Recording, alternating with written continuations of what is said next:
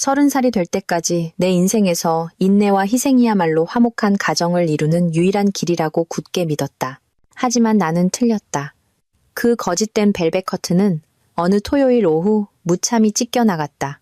변호사도 피고인석도 없이 오직 내가 한때 가족이라 불렀던 사람들만 있는 법정에서였다. 그날은 비가 올 것을 예고하듯 유난히 후텁지근했다. 시어머니에게서 전화가 걸려왔다. 종갓집에 급한 일이 있으니 어서 오라는 것이었다. 수학이 넘어 들려오는 목소리는 이상할 만큼 다정했다. 마치 우리 사이에 몇 달간의 냉랭한 긴장감 따위는 없었다는 듯이. 나는 조금의 의심도 없이 서둘러 딸을 친정어머니에게 맡기고 택시를 잡아탔다. 종갓집 거실은 그날따라 이상할 만큼 많은 사람들로 북적였다. 남편 강준호는 소파 한가운데에 심각한 표정으로 앉아 있었다.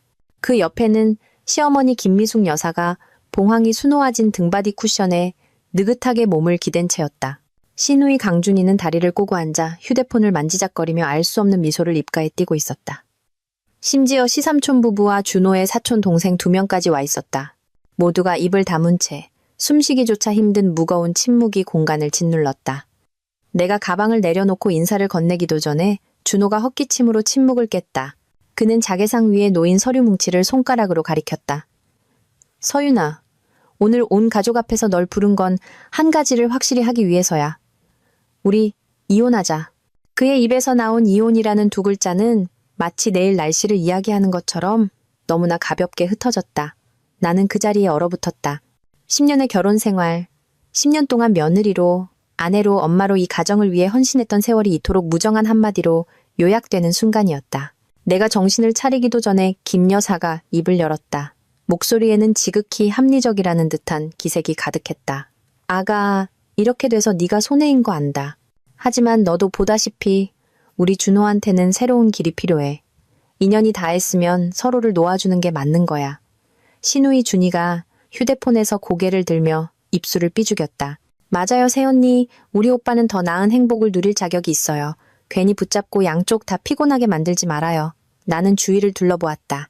한때 내 전부를 다해 가족이라 여겼던 얼굴들을.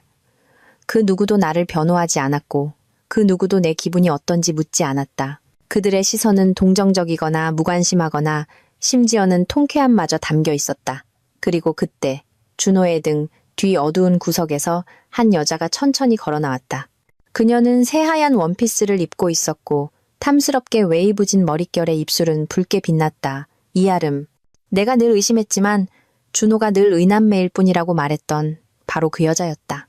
그녀는 다가와 준호의 곁에 바싹 붙어 서더니 내게 고개를 숙이며 꿀처럼 달콤한 목소리로 말했다. 언니, 죄송해요. 저와 준호 오빠 서로 진심이에요. 저희를 허락해주세요. 허락? 나는 씁쓸한 실소를 터뜨렸다. 누군가 내 가슴을 쥐어짜는 듯한 고통과 분노가 극에 달했다. 준호는 그런 나를 보고 버럭 소리쳤다. 뭘 웃어? 너야말로 네 자신을 좀 돌아봐야 하는 거 아니야? 애 낳고 나서 네 꼴이 어떤지 좀 보라고? 꾸밀 줄도 모르고? 아름이는 너랑 달라. 날 즐겁게 해줄 줄 안단 말이야. 바로 그때 내 평생 잊지 못할 가장 끔찍한 일이 일어났다. 김 여사가 갑자기 손뼉을 쳤다. 짝! 하는 건조한 소리가 울려 퍼졌다. 그래, 나는 네 결정을 지지한다. 준호야. 우리 가족 모두 네가 새로운 행복을 찾길 바란다. 김 여사의 말이 끝나기 무섭게 준이가 따라 손뼉을 쳤고 이어서 시삼촌 부부와 사촌 동생들까지 시댁 식구 7명. 그 7명의 인간들이 그 자리에 앉아 손뼉을 치고 있었다. 짝짝짝 흩어지는 박수 소리는 수천 개의 바늘이 되어 내 심장을 꿰뚫는 것 같았다. 그들은 단지 동의하는 것이 아니었다. 그들은 축하하고 있었다. 나의 퇴장을, 나의 고통을, 제3자의 승리를 축하하고 있었다. 나는 그 섬뜩한 박수 소리 한가운데 서서 마치 비극적인 무대 위에 선 희극 배우가 된 기분이었다. 온몸의 피가 차갑게 굳어버렸다. 이제야 알겠다. 이건 대화가 아니었다. 이건 재판이었다. 내가 이미 유죄 판결을 받은 가족 재판, 그리고 나의 판결은 박수갈채로 환영받고 있었다. 그 잔인한 박수 소리가 마침내 멎었지만 그 소리의 여운은 차갑고 섬뜩하게 내 머릿속을 맴돌았다. 7명의 시댁 식구들은 아주 옳은 일을 해냈다는 듯 만족스러운 표정으로 앉아 있었다. 아름은 준호의 품에 안겨 거짓된 미안함과 숨길 수 없는 승리감을 동시에 드러내는 미소를 짓고 있었다. 준호는 테이블 위에 서류를 내 쪽으로 밀며 참을성 없다는 목소리로 말했다. 서명해. 내가 다 준비해놨으니까 넌 더 생각할 것도 없어. 내 손은 떨렸지만 나는 애써 손을 뻗어 서류를 끌어당겼다. 이혼 합의서. 굵고 건조한 글씨가 눈에 밝혔다. 나는 한 장 한 장 넘겨보았다. 공동재산인 지금 사는 아파트, 제네시스 자동차 모두 준호의 소유로 한다. 예금과 투자금 역시 모두 그의 명의로 되어 있었다. 딸은 내가 키우고 그는 딸이 18세가 될 때까지 매달 양육비로 30만 원을 지급한다. 그리고 마지막 장, 재산분할 항목 아래에 나를 주저앉게 만든 한 줄의 문장이 있었다. 을박서유는 자발적으로 빈손으로 떠나며 어떠한 추가 재산 분할도 요구하지 않는다. 빈손으로 떠난다. 나의 10년 청춘, 10년의 헌신, 10년의 희생은 그 무정한 네 글자로 가격이 매겨졌다. 나는 고개를 들어 준호의 눈을 똑바로 쳐다보며 갈라진 목소리로 물었다. 당신 정말 내가 이렇게 떠나길 바라는 거예요? 준호는 내 시선을 피했다. 대신 옆에 앉아있던 김 여사가 대답했다. 그럼 어떻게 하길 바라니? 이 집은 조상님들이 물려주신 집이고 차는 우리 준호가 번 돈으로 산 거야. 넌 며느리로서 시집 왔으니 남편을 따르고 이제 인연이 끝났으니 떠나는 게 당연하지. 쓸데없는 욕심은 부리지 마라. 준이가 경멸 가득한 목소리로 끼어들었다. 새언니 잊었나 본데 결혼할 때 이 집에 뭐 하나 해온 거 없잖아요. 지금 빈손으로 나가는 게 딱 맞지. 10년 동안 우리 집에 월세 안 내고 공짜로 산 셈 치면 행운인 줄 알아요. 그래, 우린 너한테 빚진 거 하나도 없어. 시삼촌까지 거들었다.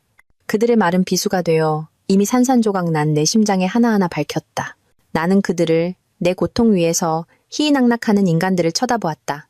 그 순간 분노가 치밀어 올랐지만 이상하게도 그 분노는 나를 약하게 만들지 않고 오히려 정신을 기이할 만큼 또렷하게 만들었다. 이제 알겠다. 애원? 소용없다. 눈물? 그들의 웃음거리만 될 뿐이다. 논쟁? 나 혼자서 7개의 입을 어떻게 당해내겠는가. 그들은 내가 고통스러워하고 무너지길 원했다. 나는 그들이 원하는 대로 해주지 않을 것이다. 나는 심호흡을 하며 터져 나오려는 눈물을 억눌렀다. 준호가 테이블 위에 놓아둔 펜을 집어들었다. 차가운 검은색 펜이었다. 방 안은 순식간에 쥐죽은 듯 조용해졌다. 7쌍의 눈이 나를 향해 쏠렸다. 그들은 내가 망설이고 울고 애원할 것이라 생각했다. 하지만 나는 펜뚜껑을 열었다. 아까까지만 해도 떨리던 내 손은 이상할 만큼 단단했다. 나는 서명란에 펜을 대고 하얀 종이 위에 검은 잉크를 그었다. 박서윤. 내 이름이 명확하고 단호하게 쓰였다. 한 획 한 획이 10년의 인연을, 나의 맹목적인 인내와 희생을 끊어내는 칼날 같았다. 서명을 마친 나는 펜 뚜껑을 닫고 서류 옆에 반드시 놓았다. 그리고 천천히 약지에 끼워진 결혼 반지를 뺐다. 세월의 흐름에 닳아버린 금반지는 이제 차갑고 무겁게만 느껴졌다. 나는 그것을 서류 더미 위에 올려놓았다. 탁! 숨막히는 정적 속에서 작은 소리가 울렸다. 그 소리는 내 결혼 생활의 종언을 고하는 소리 같았다. 나는 고개를 들어 나의 단호함에 경악한 7개의 얼굴을 차례로 훑어보았다. 마지막으로 내 시선은 준호에게 멈췄다. 내가 한때 내 생명보다 더 사랑했던 남자에게. 나는 아무 말도 하지 않고 무서울 만큼 평온한 눈빛으로 그를 쳐다보았다. 그리고 나는 일어서서 가방을 들고 몸을 돌려 걸어나갔다. 등 뒤에서 그들의 당혹감이 느껴졌다. 그들은 눈물과 애원으로 얼룩진 막장 드라마를 준비했지만 나는 그들의 각본대로 연기하지 않았다. 내가 현관문을 나설 때쯤 모든 것이 자기 생각대로 되지 않아 붕괴한 김 여사의 목소리가 등 뒤에서 들려왔다. 오늘 밤 안으로 내 짐 다 싸서 나가도록 해. 이 집은 이제 남은들이지 않으니까. 나는 뒤돌아보지 않았다. 가방끈을 쥔 내 손에 힘이 들어갔다. 그들은 자신들이 이겼다고 생각했다. 그들은 내가 방금 서명한 그 잉크 자국이 끝이 아니라 선전포고라는 것을 알지 못했다. 나는 10년 동안 내 집이라 불렀던 그곳으로 바로 택시를 타지 않았다. 대신 길가의 한 카페로 걸어들어가 아이스 아메리카노 한 잔을 시켰다. 혀끝에 맴도는 씁쓸한 커피 맛도 목구멍에서 차오르는 쓰라림을 가라앉히지 못했다. 나는 잠시 진정할 시간이, 머릿속에 혼란스러운 파편들을 정리할 시간이 필요했다. 밖에서는 방금 종말을 고한 내 결혼을 애도하듯 빗방울이 하나둘씩 떨어지기 시작했다. 집에 도착했을 때는 땅거미가 질 무렵이었다. 정갈했던 2층짜리 단독주택, 구석구석 내 손길이 닿았던 그 공간이 이제는 낯설기만 했다. 집안은 불이 환하게 켜져 있었지만 준호는 없었다. 아마도 그의 새로운 연인과 급히 떠났을 것이다. 거실에는 김 여사와 준이만이 TV를 보며 과일을 깎아 먹고 있었다. 내가 돌아온 것을 보고 그들은 힐끗 쳐다볼 뿐 다시 화면에 시선을 고정했다. 올라가서 짐이나 싸. 김 여사가 아무런 감정 없는 목소리로 소리쳤다. 똑똑히 들어. 이 집 물건은 다 두고 가. 괜히 슬쩍 해갈 생각일랑 말고 준이가 덧붙였다. 맞아요. 특히 우리 엄마가 해준 보석들이랑 준호 오빠가 사준 명품 옷들 다 두고 가요. 괜히 우리가 언니 가방 검사하게 만들지 말고요. 나는 한마디도 하지 않고 조용히 2층 침실로 올라갔다. 방 안에 익숙한 향기가 코를 찌르자 심장이 쿵 하고 내려앉았다. 모든 것이 아침에 내가 나갔을 때와 똑같았다. 침대 머리맡에는 우리의 웨딩 사진이 그대로 놓여 있었다. 사진 속 우리는 환하게 웃고 있었다. 10년 전 맑고 희망에 가득 찼던 미소. 지금 보니 그것은 지독한 농담처럼 느껴졌다. 나는 침대 밑에서 커다란 캐리어를 꺼내 옷장을 열고 짐을 싸기 시작했다. 나는 내 월급으로 직접 산 옷, 소박하고 평범한 물건들만 챙겼다. 준호가 드물게 다정했던 날 사주었던 비싼 드레스들, 김 여사가 결혼식 날 건네주며 두고두고 생색냈던 보석 세트는 모두 남겨두었다. 나는 그들의 거짓과 시혜를 떠올리게 하는 어떤 것도 가져가고 싶지 않았다. 김 여사와 준이는 안심이 되지 않았는지 직접 내 방까지 올라와 감시했다. 김 여사는 방을 한 바퀴 돌며 물건 하나하나를 만져보며 끊임없이 중얼거렸다. 이 한복은 내가 맞춰준 건데 두고 가야지. 이 귀걸이도 순금이야. 숨길 생각 마. 준이는 더 심했다. 그녀는 내 속옷 서랍까지 열어젖히고는 마치 내가 도둑이라도 되는 양 마구 뒤졌다. 여기에 돈이나 금 같은 거 숨겼는지 봐야겠네. 그녀는 태연하게 말했다. 나는 가만히 서서 주먹을 꽉 쥐었다. 손톱이 살을 파고들었다. 이 모욕감, 뼛속 깊이 새겨두리라. 나는 그들이 마음껏 뒤지도록, 그들의 옹졸한 속을 채우도록 내버려 두었다. 내가 평온할수록 그들은 나를 화나게 할 수 없다는 사실에 더욱 분노했다. 옷을 다 싼 후 딸의 방으로 들어갔다. 아이가 지금 친정에 있는 것이 천만다행이었다. 장난감들, 동화책들을 보자 가슴이 미어졌다. 나는 다시 돌아와 딸을 데려갈 것이다. 하지만 지금은 아니었다. 나는 딸의 옷 몇 벌과 생일날 환하게 웃고 있는 사진 한 장만 챙겼다. 이것이야말로 나의 가장 소중한 재산이었다. 내가 캐리어를 끌고 아래층으로 내려왔을 때 두 모녀는 이미 거실에 앉아 나를 기다리고 있었다. 김 여사는 나를 머리부터 발끝까지 훑어보았다. 다 쌌니? 꽤 빠르네? 나는 대답하지 않았다. 거실 구석의 작은 장식장으로 다가가 나무 상자 하나를 꺼냈다. 상자를 열자 안에는 집 열쇠, 대문 열쇠, 준호가 몰던 제네시스 차키, 그리고 그가 만들어 주었지만 비밀번호는 자기가 관리하던 가족 카드가 들어있었다. 나는 그것들을 모두 테이블 위에 쏟아부었다. 금속이 유리 테이블에 부딪히는 소리가 유난히 차갑게 들렸다. 전부 여기 있어요. 나는 내 자신도 놀랄 만큼 평온한 목소리로 말했다. 이 카드 안에도 몇십만 원 정도 남아있을 거예요. 전부 돌려드릴게요. 이제 저는 이 집에 아무런 빚도 없습니다. 김 여사는 황급히 열쇠 꾸러미를 집어들고는 혹시나 빠진 것이 있을까봐 세고 또 셌다. 준이는 경멸스러운 표정으로 카드를 낚아챘다. 나는 캐리어를 끌고 문을 향해 돌아섰다. 밖의 빗줄기는 더욱 굵어졌고 바람이 불어와 차가운 기운을 실어 날랐다. 내 손이 문고리에 닿았을 때 등 뒤에서 준이와 김 여사의 웃음소리가 들려왔다. 드디어 저 왼수를 내보냈네. 엄마, 내일 우리 축하 파티라도 해야겠어요. 그래, 내일부터 우리 집은 새며느리를 맞을 거다. 아름이는 예쁘고 싹싹한 데다 씀씀이도 해프지. 저런 촌뜨기랑은 비교도 안 되지. 무거운 나무 문이 내 등 뒤에서 닫히며 나를 그 거짓되고 잔인한 세계로부터 단절시켰다. 나는 처마 밑에 서서 차가운 빗물이 얼굴을 때리도록 내버려 두었다. 빗물은 짜디짠 눈물과 뒤섞였다. 그들은 내가 빈손으로 떠났다고, 자신들이 승리했다고 생각했다. 택시는 부모님이 사시는 낡은 아파트 단지 앞에 멈췄다. 나는 요금을 지불하고 무거운 캐리어를 힘겹게 끌며 작은 골목으로 들어섰다. 비는 그쳤지만 공기는 여전히 축축하고 차가웠다. 부모님 댁인 3층 창문에서 새어나오는 노란 불빛이 유난히 따뜻하고 평화롭게 느껴졌다.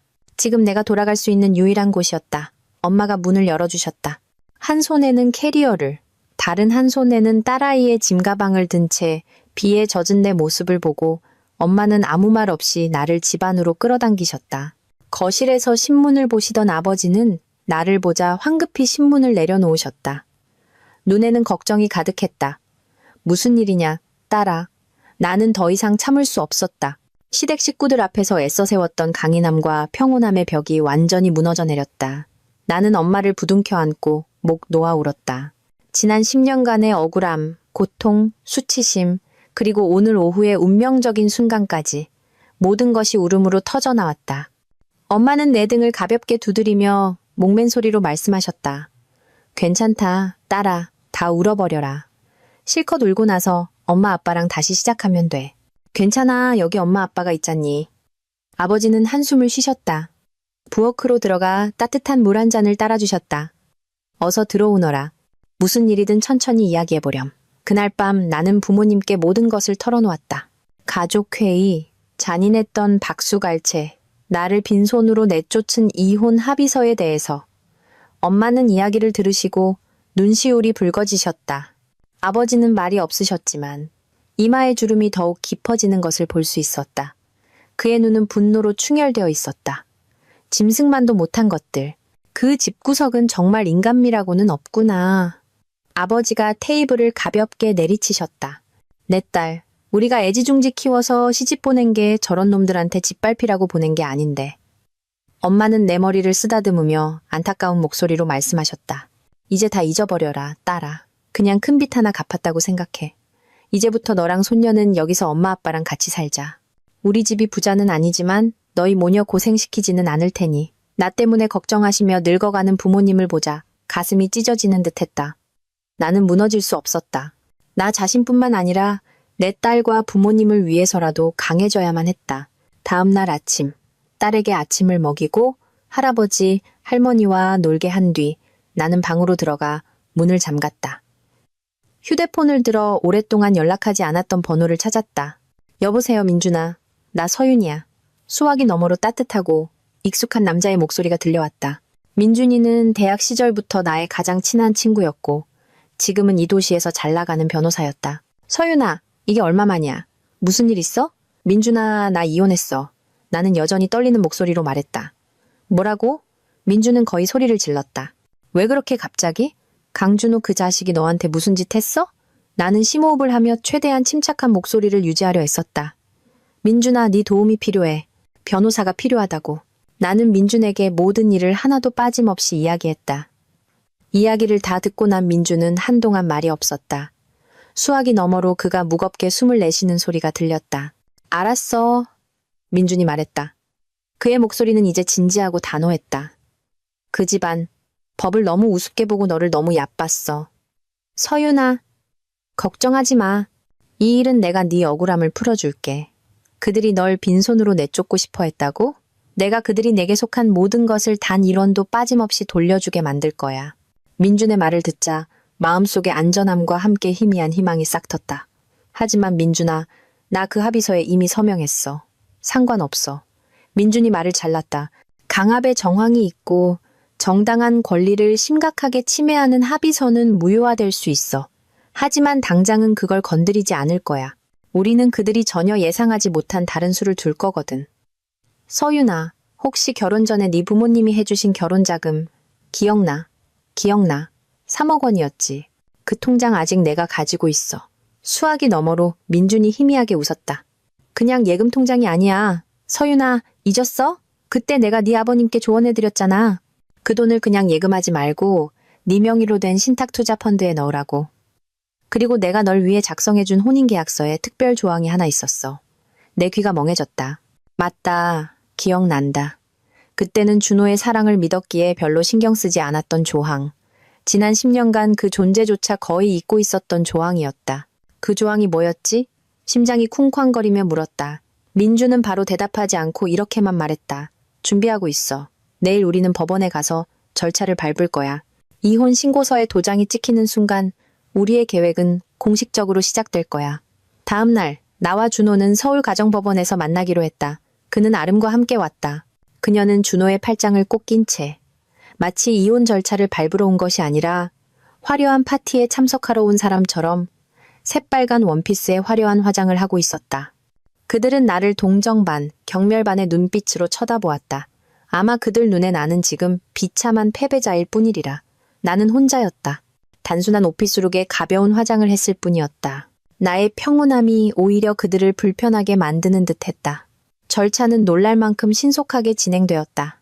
판사는 우리에게 마지막으로 결정에 확신이 있는지 물었다.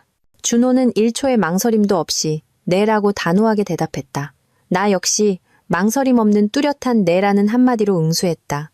법원에 붉은 도장이 찍힌 이혼 결정문을 손에 쥐었을 때 마음이 텅 비었다.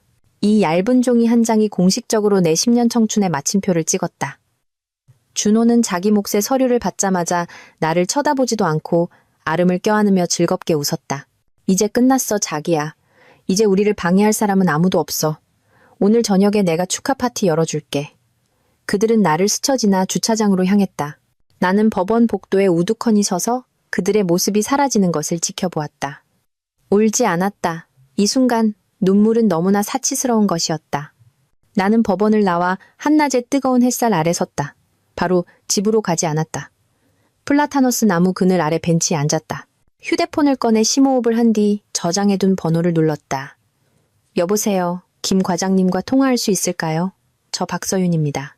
몇 초 후 김 과장의 전문적인 목소리가 수화기 너머로 들려왔다. 박서윤 고객님, 안녕하세요. 무슨 일이십니까? 과장님. 나는 침착하고 또렷한 목소리로 말했다. 제 혼인 계약서에 있는 특별 조항을 발동하고 싶습니다. 7점 사항입니다. 수화기 저편이 잠시 조용해지더니 종이를 넘기는 소리가 들렸다. 7점 사항.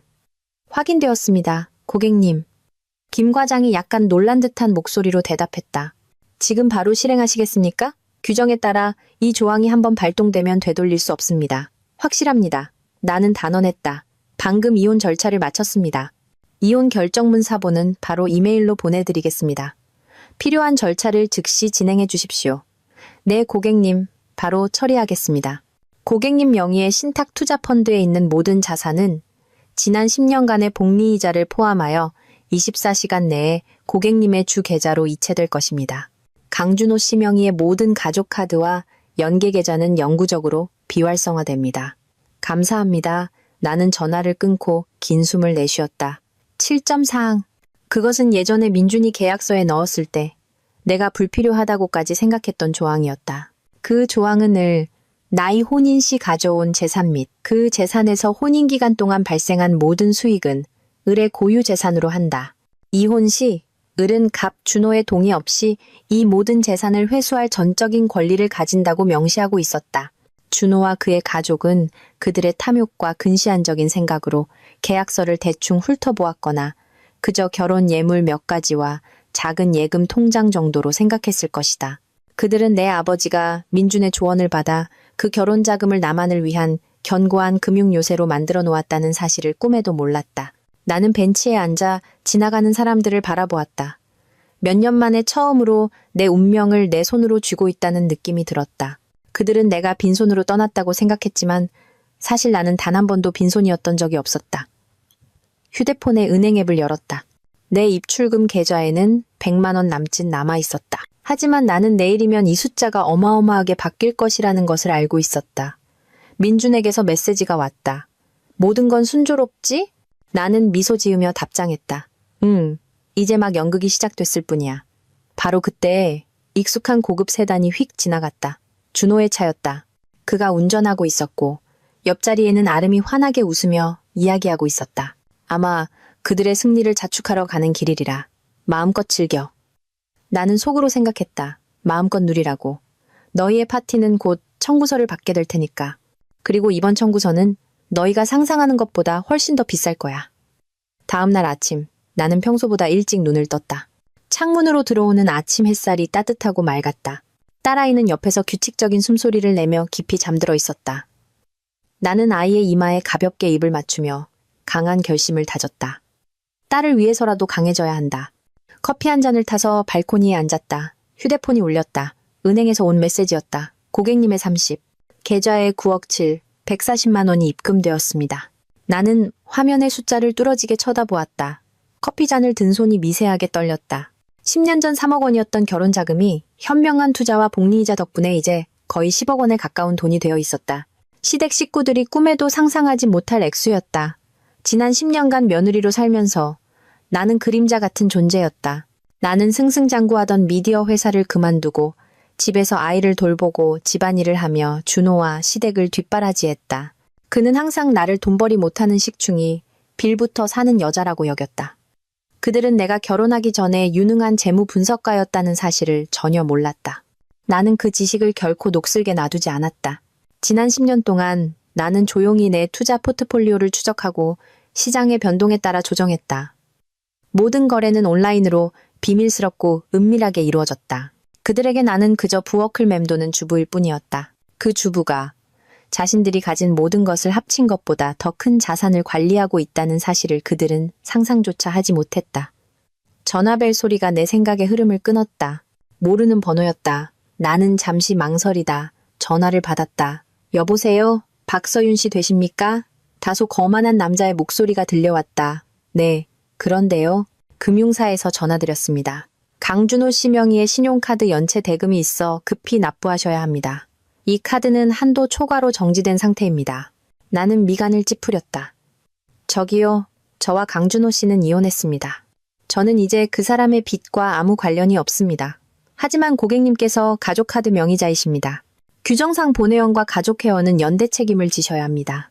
나는 실소를 터뜨렸다. 은행에 다시 확인해 보시죠. 제 가족카드는 어제부로 원 계좌 주인의 요청에 따라 영구적으로 비활성화되었습니다. 그리고 죄송하지만 제가 그 원 계좌 주인이 아닙니다. 수화기 저편이 조용해졌다. 아마도 채권 추심 직원은 어안이 벙벙했을 것이다. 나는 차가운 목소리로 덧붙였다. 만약 계속해서 저를 귀찮게 하시면 제 변호사를 통해 업무방해로 대응하겠습니다. 그럼 이만.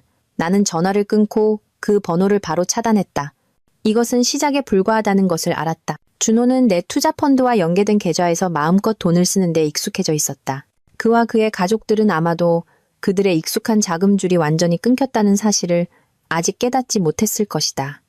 아니나 다를까 1시간쯤 지나자 다시 전화가 울렸다. 이번에는 신우이였던 준이의 번호였다. 새언니, 무슨 짓을 한 거야? 우리 오빠 카드가 왜 안 되는 건데? 내가 전화를 받자마자 준이는 인사도 없이 소리쳤다. 나는 아무 짓도 안 했어. 나는 태연하게 대답했다. 시침이 떼지 마. 오늘 아침에 준호 오빠가 아르머니랑 쇼핑 갔다가 카드마다 다 긁히질 않아서 망신당했단 말이야. 새언니가 무슨 수작 부린 거지? 준이야. 나는 천천히 말했다. 첫째, 이제 날 새언니라고 부르지 마. 둘째, 나랑 내 오빠는 이혼했어. 그 사람이 돈을 어떻게 쓰든 카드가 막히든 더 이상 내 소관이 아니야. 궁금한 게 있으면 너희가 직접 은행에 물어봐. 너 잘났어 정말. 준이는 화가 나서 말을 더듬었다. 얼마나 잘 가나 보자. 남편한테 버림받은 여자 주제에 누가 거들떠보기나 할 것 같아? 그녀는 그렇게 말하고는 전화를 쾅 끊어버렸다. 나는 아무런 분노도 느끼지 않고 전화기를 내려놓았다. 오히려 조금 우스웠다. 그들은 여전히 자신들이 우위에 있다고. 내가 여전히 자기들 발 아래 짓밟을 수 있는 연약한 어린 양이라고 착각하고 있었다. 나는 노트북을 열고 정보를 검색하기 시작했다. 일자리를 찾는 것이 아니었다. 나 자신의 사업을 시작할 기회를 찾고 있었다. 10억 원에 가까운 자본금을 손에 쥔 이상 더 이상 누구 밑에서 일할 필요가 없었다. 그때 제주도의 고급 리조트에 대한 기사가 눈에 들어왔다. 푸른 바다, 하얀 백사장, 따스한 햇살. 나 자신만을 위한 여행을 떠나본 지가 얼마나 오래되었던가? 지난 10년간 나는 사방이 벽으로 막힌 집과 부엌, 기저귀만 알고 살았다. 나는 미소 지었다. 그래, 전쟁을 시작하기 전에 상처를 치유할 나만의 시간을 선물해야 한다. 10년 전에 자신감 넘치고 삶을 사랑했던 박서윤을 되찾아야 한다. 나는 즉시 항공권과 호텔 예약 사이트를 열었다. 몇 번의 클릭만으로 제주도행이 확정되었다. 그들은 내가 남편에게 버림받고 고통 속에 몸부림치고 있을 거라 생각했다. 내가 대한민국에서 가장 아름다운 곳 중 한 곳에서 휴가를 준비하고 있다는 사실을 상상조차 못할 것이다. 그리고 이 여행이 끝난 후 내가 버림받은 아내의 모습이 아닌 완전히 다른 모습으로 돌아올 것이라는 사실은 더더욱 상상하지 못할 것이다. 나는 부모님께 제주도 여행에 대해 말씀드렸다. 처음에는 혼자 먼 곳에 가서 혹시나 나쁜 생각을 할까봐 걱정하셨지만 나의 단호한 눈빛과 평온한 미소를 보시고는 이내 이해해 주셨다. 엄마는 내 짐 싸는 것을 도와주시며 비상금이라도 쓰라며 현금까지 챙겨주셨다. 아버지는 단 한마디만 하셨다. 다녀오너라, 딸아. 가서 마음 좀 추스르고 와. 집안일은 아빠 엄마가 다 알아서 할 테니. 나는 딸을 부모님께 맡겼다. 할머니 품에 안겨 떨어지지 않으려는 아이를 보니 마음이 아프면서도 결심이 더욱 굳어졌다. 나는 딸에게 든든한 버팀목이 되어 아이가 다시는 어떤 서러움도 겪지 않게 하리라. 비행기에 오르며 휴대폰 전원을 껐다. 시끄럽고 거짓된 세상과의 연결을 공식적으로 끊었다. 비행기가 이륙하고 발 아래 도시가 점점 작아지는 것을 보며 지난 10년간 내 어깨를 짓눌렀던 보이지 않는 짐을 벗어던지는 기분이 들었다. 10년. 나는 남편을 위해, 아이를 위해, 시댁을 위해 살았다. 단 하루도 진정으로 나 자신을 위해 살아본 적이 없었다. 이번 여행은 내가 나에게 주는 첫 번째 선물이었다. 제주도는 눈부신 황금빛 햇살과 짭조름한 바닷바람으로 나를 맞았다. 나는 바다가 바로 보이는 발코니가 있는 조용한 리조트의 독채 방갈로를 예약했다. 방에 들어서자마자 캐리어를 구석에 던져두고 아주 오래전에 사두었지만 한 번도 입을 용기를 내지 못했던 비키니로 갈아입고 그대로 바다로 달려갔다. 투명하고 시원한 바닷물이 내 몸을 감쌌다. 나는 물속에 몸을 담그고 파도가 어루만지며 내 모든 슬픔과 고통을 씻어내도록 내버려 두었다. 나는 울었다. 눈물은 짠 바닷물에 섞여 아무도 보지 못했고 아무도 판단하지 않았다. 잃어버린 10년의 청춘을 위해, 나의 순진하고 맹목적이었던 믿음을 위해 울었다. 그 후 며칠 동안 나는 이전에 감히 꿈도 꾸지 못했던 삶을 살았다. 일찍 일어나 일출을 보고 부드러운 백사장을 맨발로 거닐었다. 스쿠터를 빌려 섬의 구석구석 한적한 해변들을 탐험했다. 가장 신선한 해산물을 먹고 해질녘 해변에서 시원한 칵테일을 마셨다. 나는 더 이상 부엌에서 머리를 부스스하게 헝클어뜨린 여자가 아니었고 비난 앞에서 고개 숙이던 아내가 아니었다. 나는 박서윤이었다. 화려한 맥시 드레스를 입고 넓은 책 모자를 쓰고 나 자신의 카메라 앞에서 자신감 있는 미소를 지었다. 거울 속에는 30대 초반의 한 여자가 있었다. 눈빛에는 과거의 슬픔이 조금 남아 있었지만 삶의 기쁨이 다시 반짝이기 시작했다. 스쿠버 다이빙 투어에 참여해 산호를 구경했다. 물속 깊이 잠기자 주변은 화려하고 평화로운 완전히 다른 세상이었다. 내 영혼이 기적처럼 치유되는 것을 느꼈다. 저 위 세상의 모든 시기와 증오는 너무나 작고 무의미하게 느껴졌다. 제주도에서의 마지막 밤, 나는 발코니에 홀로 앉아 잔잔한 파도 소리를 들었다. 휴대폰을 다시 켰지만 불필요한 사람들의 메시지나 전화는 확인하지 않았다. 오직 딸아이와 영상 통화를 했다. 아이의 통통한 얼굴과 맑은 웃음을 보니 비로소 평온을 되찾았음을 알 수 있었다. 이번 여행은 단순한 휴식이 아니었다. 그것은 나를 다시 태어나게 했다. 마음의 상처는 아마 영원히 아물지 않고 흉터로 남을 것이다. 하지만 그 흉터는 나에게 과거를 상기시키고 나 자신을 더욱 소중히 여기라고 일깨워줄 것이다. 나는 밤바다의 신선한 공기를 깊이 들이마셨다. 돌아가면 더 이상 쉽게 당하는 어린 양이 아닐 것이다. 더 강하고 더 단호해진 박서윤이 준비되었다. 휴가는 끝났고 이제 진짜 전쟁이 시작될 시간이었다. 제주도에 있는 동안 나는 일부러 SNS에 들어가지 않았다. 시댁 식구들의 어떤 모습도 내 휴가를 방해하게 하고 싶지 않았다. 하지만 가만히 있으려 해도 세상이 나를 내버려 두지 않았다. 돌아가기 전날 아침, 리조트 레스토랑에서 느긋하게 아침 식사를 즐기고 있는데 옆 테이블에 앉은 두 여자의 대화가 우연히 들려왔다. 그들도 나와 같은 도시에서 온 관광객이었다. 그거 봤어요? 황금그룹 아들 강준호 씨 결혼식 말이에요. 며칠째 인터넷에서 난리던데. 아, 조강 지쳐버리고 웬 인플루언서랑 결혼한다는 그 남자요? 듣자 하니 결혼식 엄청 크게 한다던데요. 돈 좀 있다는 사람들은 다 초대했다면서요? 심장이 쿵 하고 멎었다. 나는 애써 태어난 척 식사를 계속했지만 귀는 온통 그들의 대화에 쏠려 있었다. 맞아요. 새 며느리는 집안도 빵빵해서 서로 잘 만났다나 봐요. 전 부인이랑은 다르다면서. 듣기로는 시골 출신의 돈도 못 벌어서 시댁에서 무시당했다던데 버림받을 만했죠. 나는 손에 쥔포크를 꽉 쥐었다. 마음의 준비를 했다고 생각했지만 모르는 사람들의 입에서 나온 그 말들에 가슴이 쓰라렸다. 내 이야기가 그들에 의해 그렇게 왜곡되어 퍼져나가고 있었다. 호기심에 휴대폰을 열어 SNS에 접속했다. 예상대로 시누이였던 준이와 시댁 친척들의 계정은 곧 있을 결혼식 사진과 정보로 도배되어 있었다. 그들은 비싼 스튜디오에서 찍은 웨딩 사진을 올렸다. 준호는 멋진 턱시도를, 아름은 화려한 명품 드레스를 입고 있었다. 준이는 의미심장한 글까지 남겼다. 드디어 우리 오빠가 진정한 행복을 찾았다. 뱁새가 황새 따라가다 가랑이 찢어지는 법. 집신도 짝이 있는 법이지. 두 사람 축하해. 그 아래에는 수많은 축하 댓글과 함께 전 부인인 나를 비난하고 경멸하는 글들이 달려 있었다. 그들은 나의 불행 위에서 희희낙낙하고 있었다. 나는 사진 한 장 한 장을 넘겨보고 댓글 하나하나를 읽었다.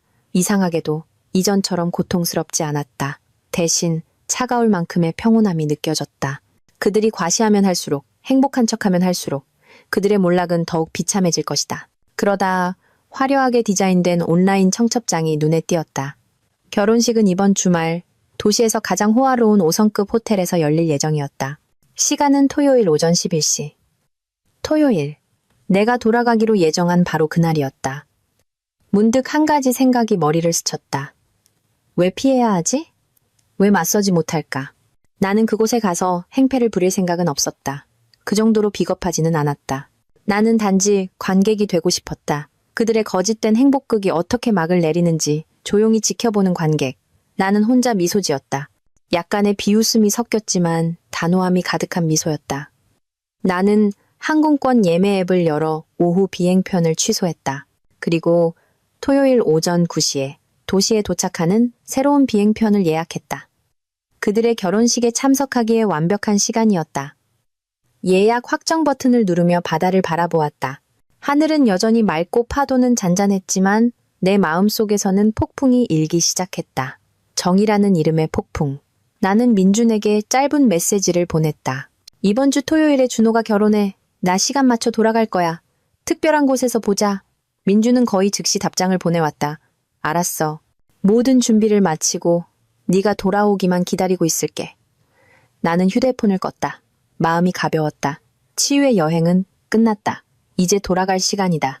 남편을 되찾기 위해서가 아니라 나에게 속한 모든 것, 그들이 무참히 짓밟았던 나의 명예와 존엄을 되찾기 위해.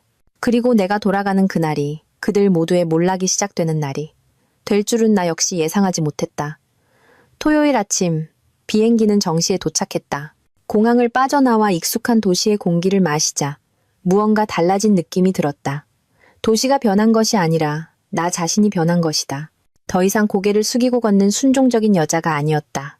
나는 부모님 댁으로 바로 가지 않았다. 택시를 타고 대형 헤어 살롱으로 직행했다. 지난 10년간 길러온 긴 머리를 자르고 어깨까지 오는 단발머리에 가볍게 웨이브를 넣어 점고 세련된 스타일로 변신했다. 그리고는 백화점으로 가 우아하고 고급스러운 코발트 블루 색상의 원피스와 하이힐, 그리고 나 자신에게 선물한 명품 핸드백을 골랐다. 거울에 비친 내 모습을 보자 나조차도 거의 알아보지 못할 뻔했다. 더 이상 어제의 소박하고 다소 촌스러웠던 박서윤이 아니었다. 자신감 있고 독립적이며 날카롭고 단호한 눈빛을 가진 여자. 이 모습이야말로 10년의 결혼 생활에 묻혀있던 나의 진짜 모습이었다. 정확히 10시 30분. 나는 준호와 아름의 결혼식이 열리는 5성급 그랜드 플라자 호텔 맞은편 건물의 25층에 위치한 스카이라운지 카페에 도착했다. 통유리 창가 자리를 골랐다. 이곳에서는 호텔의 정문과 로비 전체를 한눈에 내려다볼 수 있었다. 민준이 이미 그곳에서 기다리고 있었다. 나를 보자 그는 미소 지으며 일어섰다. 와, 못 알아볼 뻔했네. 민준은 놀라움과 감탄이 섞인 눈빛으로 말했다. 제주도 여행이 효과가 아주 좋았나 본데. 여행이 효과가 있었던 게 아니야. 나는 의자를 끌어당겨 앉으며 대답했다. 고통이 나에게 변해야 한다고 가르쳐준 거지. 우리는 음료를 주문했다. 나는 설탕 없는 블랙커피를 시켰다.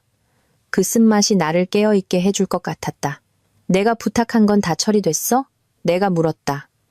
민주는 고개를 끄덕이며 내 쪽으로 얇은 서류철 하나를 밀었다. 전부 다. 이건 지난 한 달간 강준호의 계좌와 신용카드 거래 내역 상세 사본이야. 우리 예상대로 네 펀드 자금줄이 끊기자마자 그는 이 결혼식을 치르기 위해 예금을 미친 듯이 인출하고 심지어 사채까지 끌어다 썼어. 체면을 지키려고 호화로운 연극을 하고 있는 거지. 나는 서류를 넘겨보았다. 웨딩드레스, 다이아몬드 반지, 호텔 계약금 등 엄청난 지출 내역이 명확하게 적혀 있었다. 그는 단지 애인을 만족시키고 세상에 과시하기 위해 자신의 마지막 남은 돈을 허황된 결혼식에 쏟아붓고 있었다. 그리고 가장 중요한 거는 나는 목소리를 낮추며 물었다. 민주는 나를 보며 눈빛이 진지해졌다. 찾아냈어. 네가 살던 그 아파트를 담보로 잡힌 거액의 대출이 있었어. 그리고 중요한 건 그 담보계약서에 너희 부부 두 사람의 서명이 모두 있었다는 거야. 심장이 쿵하고 내려앉았다. 하지만 난 어떤 담보 서류에도 서명한 적 없어. 알아. 민준이 말했다. 그래서 가능성은 단 하나뿐이야. 서유나. 그 서명은 위조된 거야.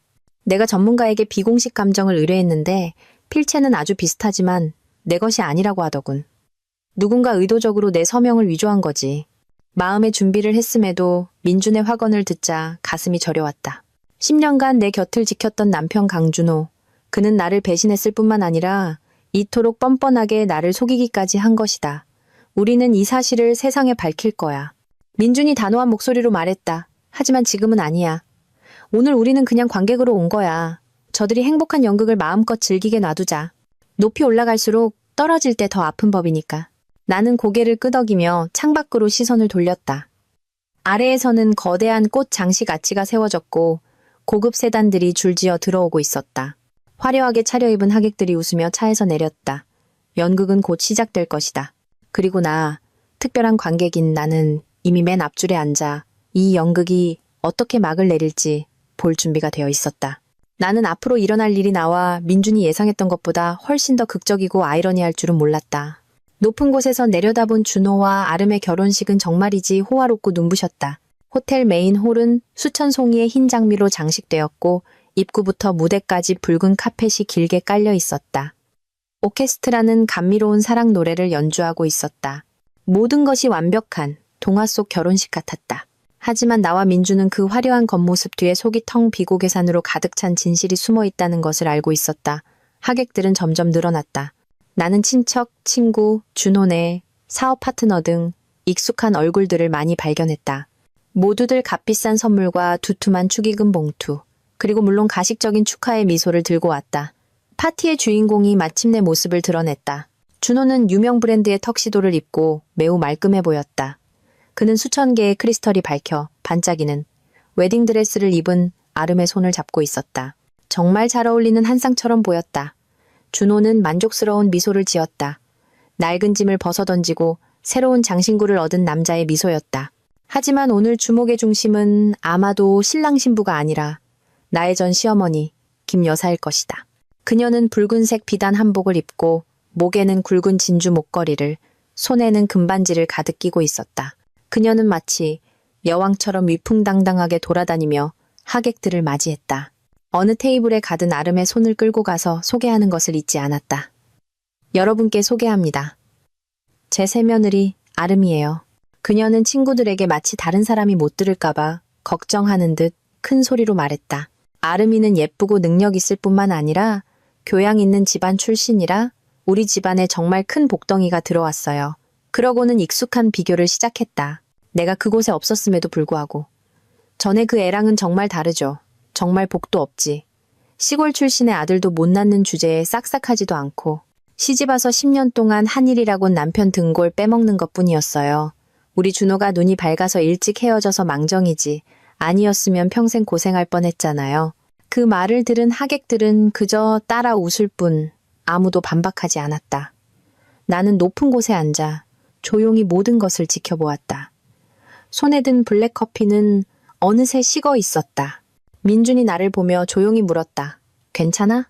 나는 고개를 저으며 옅게 미소 지었다. 괜찮아. 그냥 웃을 뿐이야. 저분은 지금 빚을 내서 치른 결혼식의 며느리를 자랑하고 있는 거잖아. 김 여사는 계속해서 자신의 쇼를 이어나갔다. 그녀는 준호의 사업 파트너들 테이블로 가서 가슴을 치며 자랑했다. 여러분 앞으로도 우리 준호 믿고 사업 계속하세요. 이제 처가의 든든한 지원까지 받게 됐으니 회사는 더욱 크게 성장할 겁니다. 돈 문제는 걱정 안 하셔도 돼요. 나는 그저 고개를 저을 뿐이었다. 그녀는 모래 위에 지어져 곧 무너질 성을 기반으로 아름다운 미래, 화려한 미래를 그리고 있었다. 예식 시간이 되자 신랑 신부가 무대 위로 올라갔다. 화려한 조명 아래 그들은 결혼 반지를 교환하고 영원한 사랑을 맹세했다. 준호는 아름을 황홀한 눈빛으로 바라보며 평생 그녀를 사랑하고 보살피겠다고 약속했다. 10년 전 그도 나를 그런 눈빛으로 바라보았고 비슷한 말을 했었다. 마음이 변한 남자의 약속은 휴지 조각처럼 값쌌다. 예식이 끝나고 파티가 시작되었다. 사람들은 먹고 마시고 축하하며 즐겁게 웃고 떠들었다. 김 여사와 준호는 테이블마다 돌며 인사를 했다. 창가 근처로 왔을 때 준호가 우연히 위를 쳐다보았다. 순간 우리의 시선이 마주친 것 같은 느낌이 들었다. 하지만 아마 내 착각이었을 것이다. 그는 금세 고개를 돌려 다른 하객과 잔을 부딪혔다. 나는 그곳에 앉아 조용히 그들의 즐거움을 지켜보았다. 마치 연극을 보는 관객처럼. 내가 피해자이자 그 결말을 준비한 연출가인 비희극. 이제 곧 시간이네. 민준이 시계를 보며 조용히 말했다. 나는 고개를 끄덕였다. 이제 계산할 시간이야. 나는 식어버린 커피를 한 모금 마셨다. 씁쓸한 맛이 입안에 퍼졌다. 아래에서는 파티가 여전히 절정이었다. 그들 중 누구도 잠시 후면 이 모든 화려함, 과시, 만족스러운 미소가 산산조각 날 것이라는 사실을 알지 못했다. 호텔 로비의 파티는 점점 더 시끄럽고 활기를 띠었다. 음악 소리, 건배 소리, 웃음소리가 뒤섞여 화려함에 혼란스러운 소음을 만들어냈다. 나와 민주는 연극을 더 가까이서 보기 위해 움직일 때가 되었다고 판단했다. 가자, 민준이 말했다. 저들은 서로 축하하느라 바빠서 우리를 신경 쓰지 못할 거야. 우리는 카페를 나와 엘리베이터를 타고 1층으로 내려가 태연하게 호텔 로비로 들어갔다. 사람들이 붐비는 틈을 타 우리는 로비 라운지에서 이야기를 나누는 하객들 무리에 쉽게 섞여들었다. 아무도 우리를 알아보지 못했다. 아마 그들 눈에 나는 이제 낯선 사람, 초대받지 않은 손님일 뿐이었다. 멀리서도 나는 찬사와 공허한 축하의 말들을 더 잘 들을 수 있었다. 준호의 여동생 준이가 와인잔을 들고 다니며 새언니 자랑을 하는 것을 보았다. 우리 아름언니는 예쁠 뿐만 아니라 사업 수완도 좋다니까요. 그녀는 친구에게 말했다. 나중에 시집 오면 준호 오빠 회사 일으키는데 큰 도움이 될 거예요. 정말 용이 여의주를 문격이죠. 나는 속으로 웃었다. 그녀가 말하는 여의주는 사실 속이 텅 빈 지 오래였고 그 용은 곧 부러질 썩은 나뭇가지에 불과했다. 우리는 연회장 구석, 직원들이 지나다니는 통로 근처의 빈 테이블을 찾았다. 이곳에서는 아무에게도 눈에 띄지 않으면서 무대와 주빈석 전체를 관찰할 수 있었다. 테이블에 남은 음식 몇 접시가 완벽한 위장막이 되어주었다. 무대 위에서는 사회자가 분위기를 띄우기 위한 게임을 진행하고 있었다. 준호와 아름이 무대로 불려나갔다. 그들은 사람들의 환호 속에서 웃고 떠들며 애정 어린 몸짓을 연기했다. 나는 준호를 보았다. 그는 정말 행복해 보였다. 그의 미소는 환했고 눈빛은 반짝였지만 나는 그 미소 뒤에 점점 커지는 불안감이 있다는 것을 알았다. 그는 이따금씩 축의금함이 놓인 리셉션 데스크 쪽을 힐끗 쳐다보았다. 마치 그 돈이 이 호화로운 행사를 감당하기에 충분한지 계산하는 사람처럼. 김 여사는 자만심을 감추지 못했다. 그녀는 주빈석에 앉아 끊임없이 축하 인사를 받았다. 그녀는 사람들에게 이 결혼식을 준비하는데 얼마나 많은 돈이 들었는지, 새며느리에게 첫눈에 얼마나 반했는지에 대해 이야기했다. 아름이는 정말 달라. 나는 그녀가 친척에게 하는 말을 어렴풋이 들었다. 싹싹하고 윗사람 아랫사람 가릴 줄 알고 나중에 매달 용돈으로 1,000만 원씩 주겠다고 약속까지 했어. 전에 그 애처럼 짠순이에다 버릇없는 애랑은 차원이 다르지. 옆에 앉은 민준이 고개를 살짝 저었다. 그들은 자신들이 곧 깨어날 꿈속에서 승리에 취해 있었다. 나는 아무 말도 하지 않고 조용히 지켜보았다. 나는 전시댁 식구 7명의 환희에 찬 얼굴을 보았다. 그날 그들은 나를 내쫓기 위해 손뼉을 쳤다. 오늘 그들은 자신들의 몰락을 환영하기 위해 손뼉을 치고 있었다. 신랑 신부가 테이블마다 돌며 술을 따르기 시작했다. 그들이 우리 테이블 근처로 다가왔을 때 심장이 조금 빨리 뛰었다. 나는 급히 고개를 숙여 휴대폰을 보는 척했다. 민주는 다른 방향으로 고개를 돌렸다. 아름은 무언가 느꼈는지 걸음을 늦추고 우리 쪽으로 시선을 돌렸다. 하지만 연회장 조명이 어둡고 내 모습이 너무 많이 변했기 때문인지 그녀는 그저 힐끗 쳐다보고는 준호에게 이끌려 지나갔다. 나는 안도의 한숨을 쉬었다. 연극은 완벽하게 계속되고 있었고 내가 가장 기대했던 가장 흥미로운 부분이 곧 시작될 참이었다.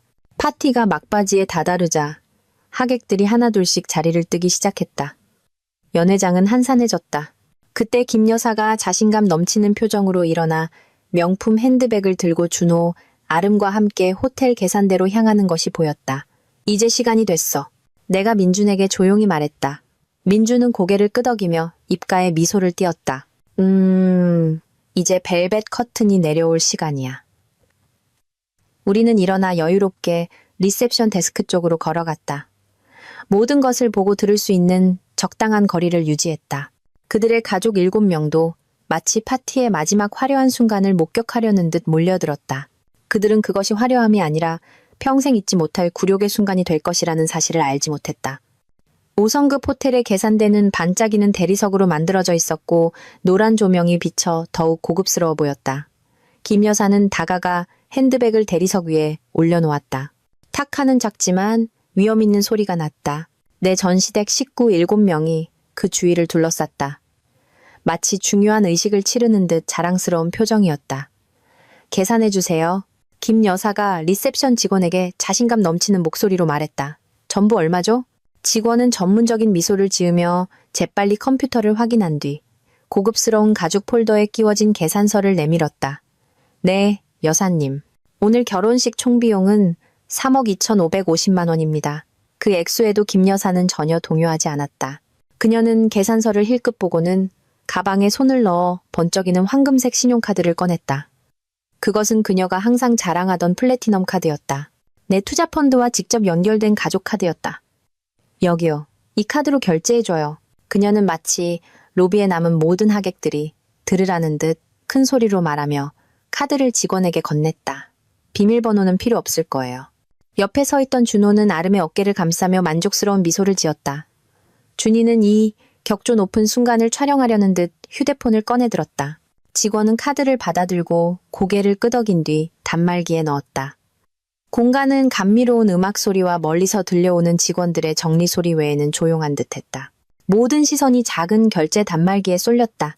삑! 단말기는 익숙한 소리를 냈지만 영수증이 인쇄되는 소리 대신 건조한 삑! 소리를 냈다.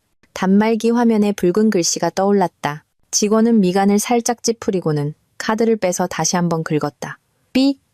붉은 글씨가 다시 나타났다. 젊은 직원은 약간 난처한 표정으로 김 여사를 쳐다보았다.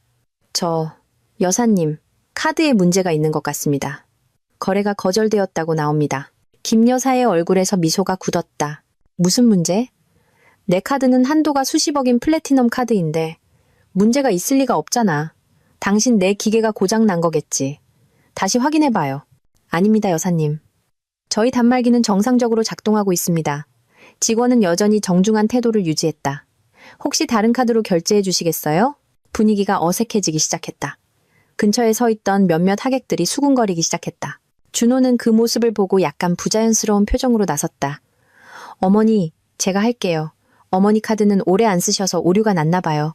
그는 지갑에서 검은색 신용카드를 꺼냈다. 이 역시 같은 자금줄에 연결된 또 다른 가족 카드였다. 그는 자신 있게 직원에게 카드를 건넸다. 이 카드로 해줘요. 직원은 고개를 끄덕이고 검은색 카드를 받아 단말기에 넣었다. 삐! 이번에는 붉은 글씨가 더 빨리 나타났다. 잔액 부족. 4글자가 마치 찬물을 끼얹 듯 7명의 가족 얼굴에 차갑게 밝혔다. 계산대 주변은 침묵에 휩싸였다. 주변 사람들의 수군거림은 더 커졌다. 어떻게 된 거지? 저렇게 크게 결혼식 해놓고 돈도 못 내는 건가? 사업이 망했나 보네. 괜히 허세만 부린 거구먼. 김 여사의 얼굴은 붉어졌다가 창백해졌다. 그녀는 준호를 쏘아보았다. 너는 대체 뭘 했길래 네 카드에도 돈이 없는 거야? 준호도 어안이 벙벙했다. 이마에 땀이 송골송골 맺혔다. 그는 더듬거렸다. 저도 모르겠어요. 분명히 카드에 몇 억은 있었는데 새 신부 아름의 입가에서는 미소가 사라진 지 오래였다. 그녀는 준호의 팔을 잡아 끌며 약간 날카로운 목소리로 말했다. 나한테는 모든 준비가 다 끝났다고 했잖아요. 근데 지금 이게 무슨 꼴이에요? 다른 사람들이 다 쳐다보는 거 안 보여요? 준이와 다른 친척들은 마치 벼락이라도 맞은 듯 그 자리에 얼어붙어 있었다. 모두의 얼굴이 굳어 있었다. 그들의 화려했던 연극은 이보다 더 굴욕적일 수 없는 상황으로 막을 내리고 있었다. 나와 민주는 멀리서 모든 것을 지켜보았다. 내 마음에는 통쾌함보다는 공허함이 가득했다. 이것이 바로 탐욕과 무정함의 대가였다. 호텔 지배인이 불려 나왔다. 그는 여전히 전문적인 미소를 짓고 있었지만 눈빛에는 약간의 초조함이 깃들어 있었다. 손님, 카드에 문제가 있으시다면 현금이나 계좌, 이체로 결제해 주시겠습니까? 김 여사와 준호는 서로를 쳐다보았다. 현금? 3억이 넘는 돈을 지금 어디서 구한단 말인가? 바로 그때 김 여사가 갑자기 비틀거리며 가슴을 부여잡았다. 얼굴이 고통으로 일그러졌다. 어머니, 왜 그러세요? 준호가 황급히 그녀를 부축했다. 김 여사는 한마디도 하지 못하고 눈을 치켜뜬 채 준호의 팔에 힘없이 쓰러졌다. 모든 것이 혼란에 빠졌다. 비명소리, 구급차를 부르는 소리. 그들의 행복한 연극은 마침내 진짜 비극으로 막을 내렸다. 화려했던 호텔 로비는 순식간에 아수라장이 되었다. 어머니, 정신 좀 차려보세요. 하는 준호의 절규, 직원들을 부르는 아름의 다급한 목소리. 구경꾼들이 몰려들어 수군거리는 소리가 뒤엉켜 혼란스러운 장면을 연출했다. 김 여사는 차가운 대리석 바닥에 미동도 없이 누워 있었다. 얼굴은 창백했고 입술은 파랗게 변해 있었다.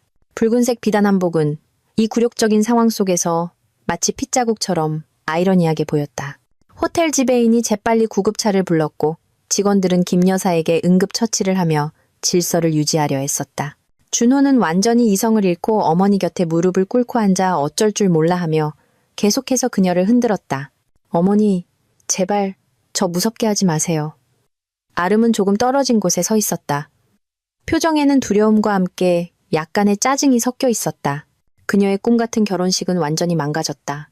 낭만적인 첫날 밤 대신 그녀는 지금 응급 상황에 처한 시어머니와 어디서 갚아야 할지 모를 거액의 빚더미에 직면했다. 그녀의 눈빛에는 걱정보다는 귀찮음이 더 많이 담겨 있었다.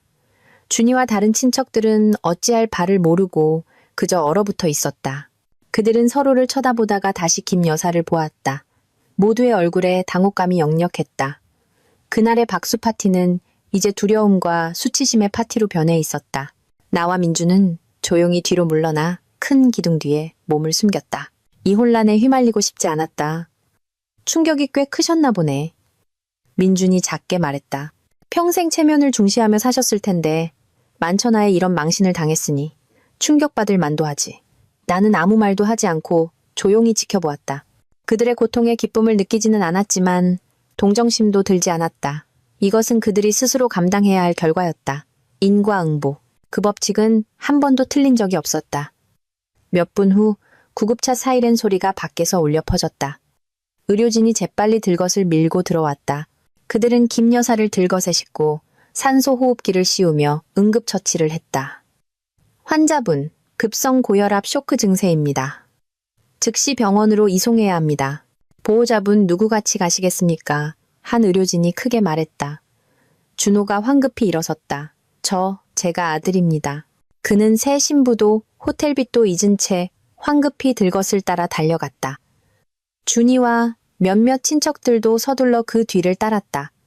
아름은 텅 빈 연회장 한가운데 홀로 남겨졌다. 그녀는 그곳에 서 있었다. 화려했던 웨딩드레스가 이제는 어색해 보였다. 남아있던 몇몇 하객들이 다가와 그녀의 어깨를 두드리며 위로의 말을 건네고는 서둘러 자리를 떴다. 아무도 이 문제에 엮이고 싶어 하지 않았다. 호텔 지배인이 아름에게 다가갔다. 목소리는 여전히 정중했지만 이전보다 단호해져 있었다. 손님, 여사님의 일은 유감스럽게 생각합니다만 파티 비용은 해결해 주셔야 합니다. 아름은 움찔했다. 그녀는 지배인을 쳐다보다가 구급차가 사이렌을 울리며 떠나간 문 쪽을 보았다.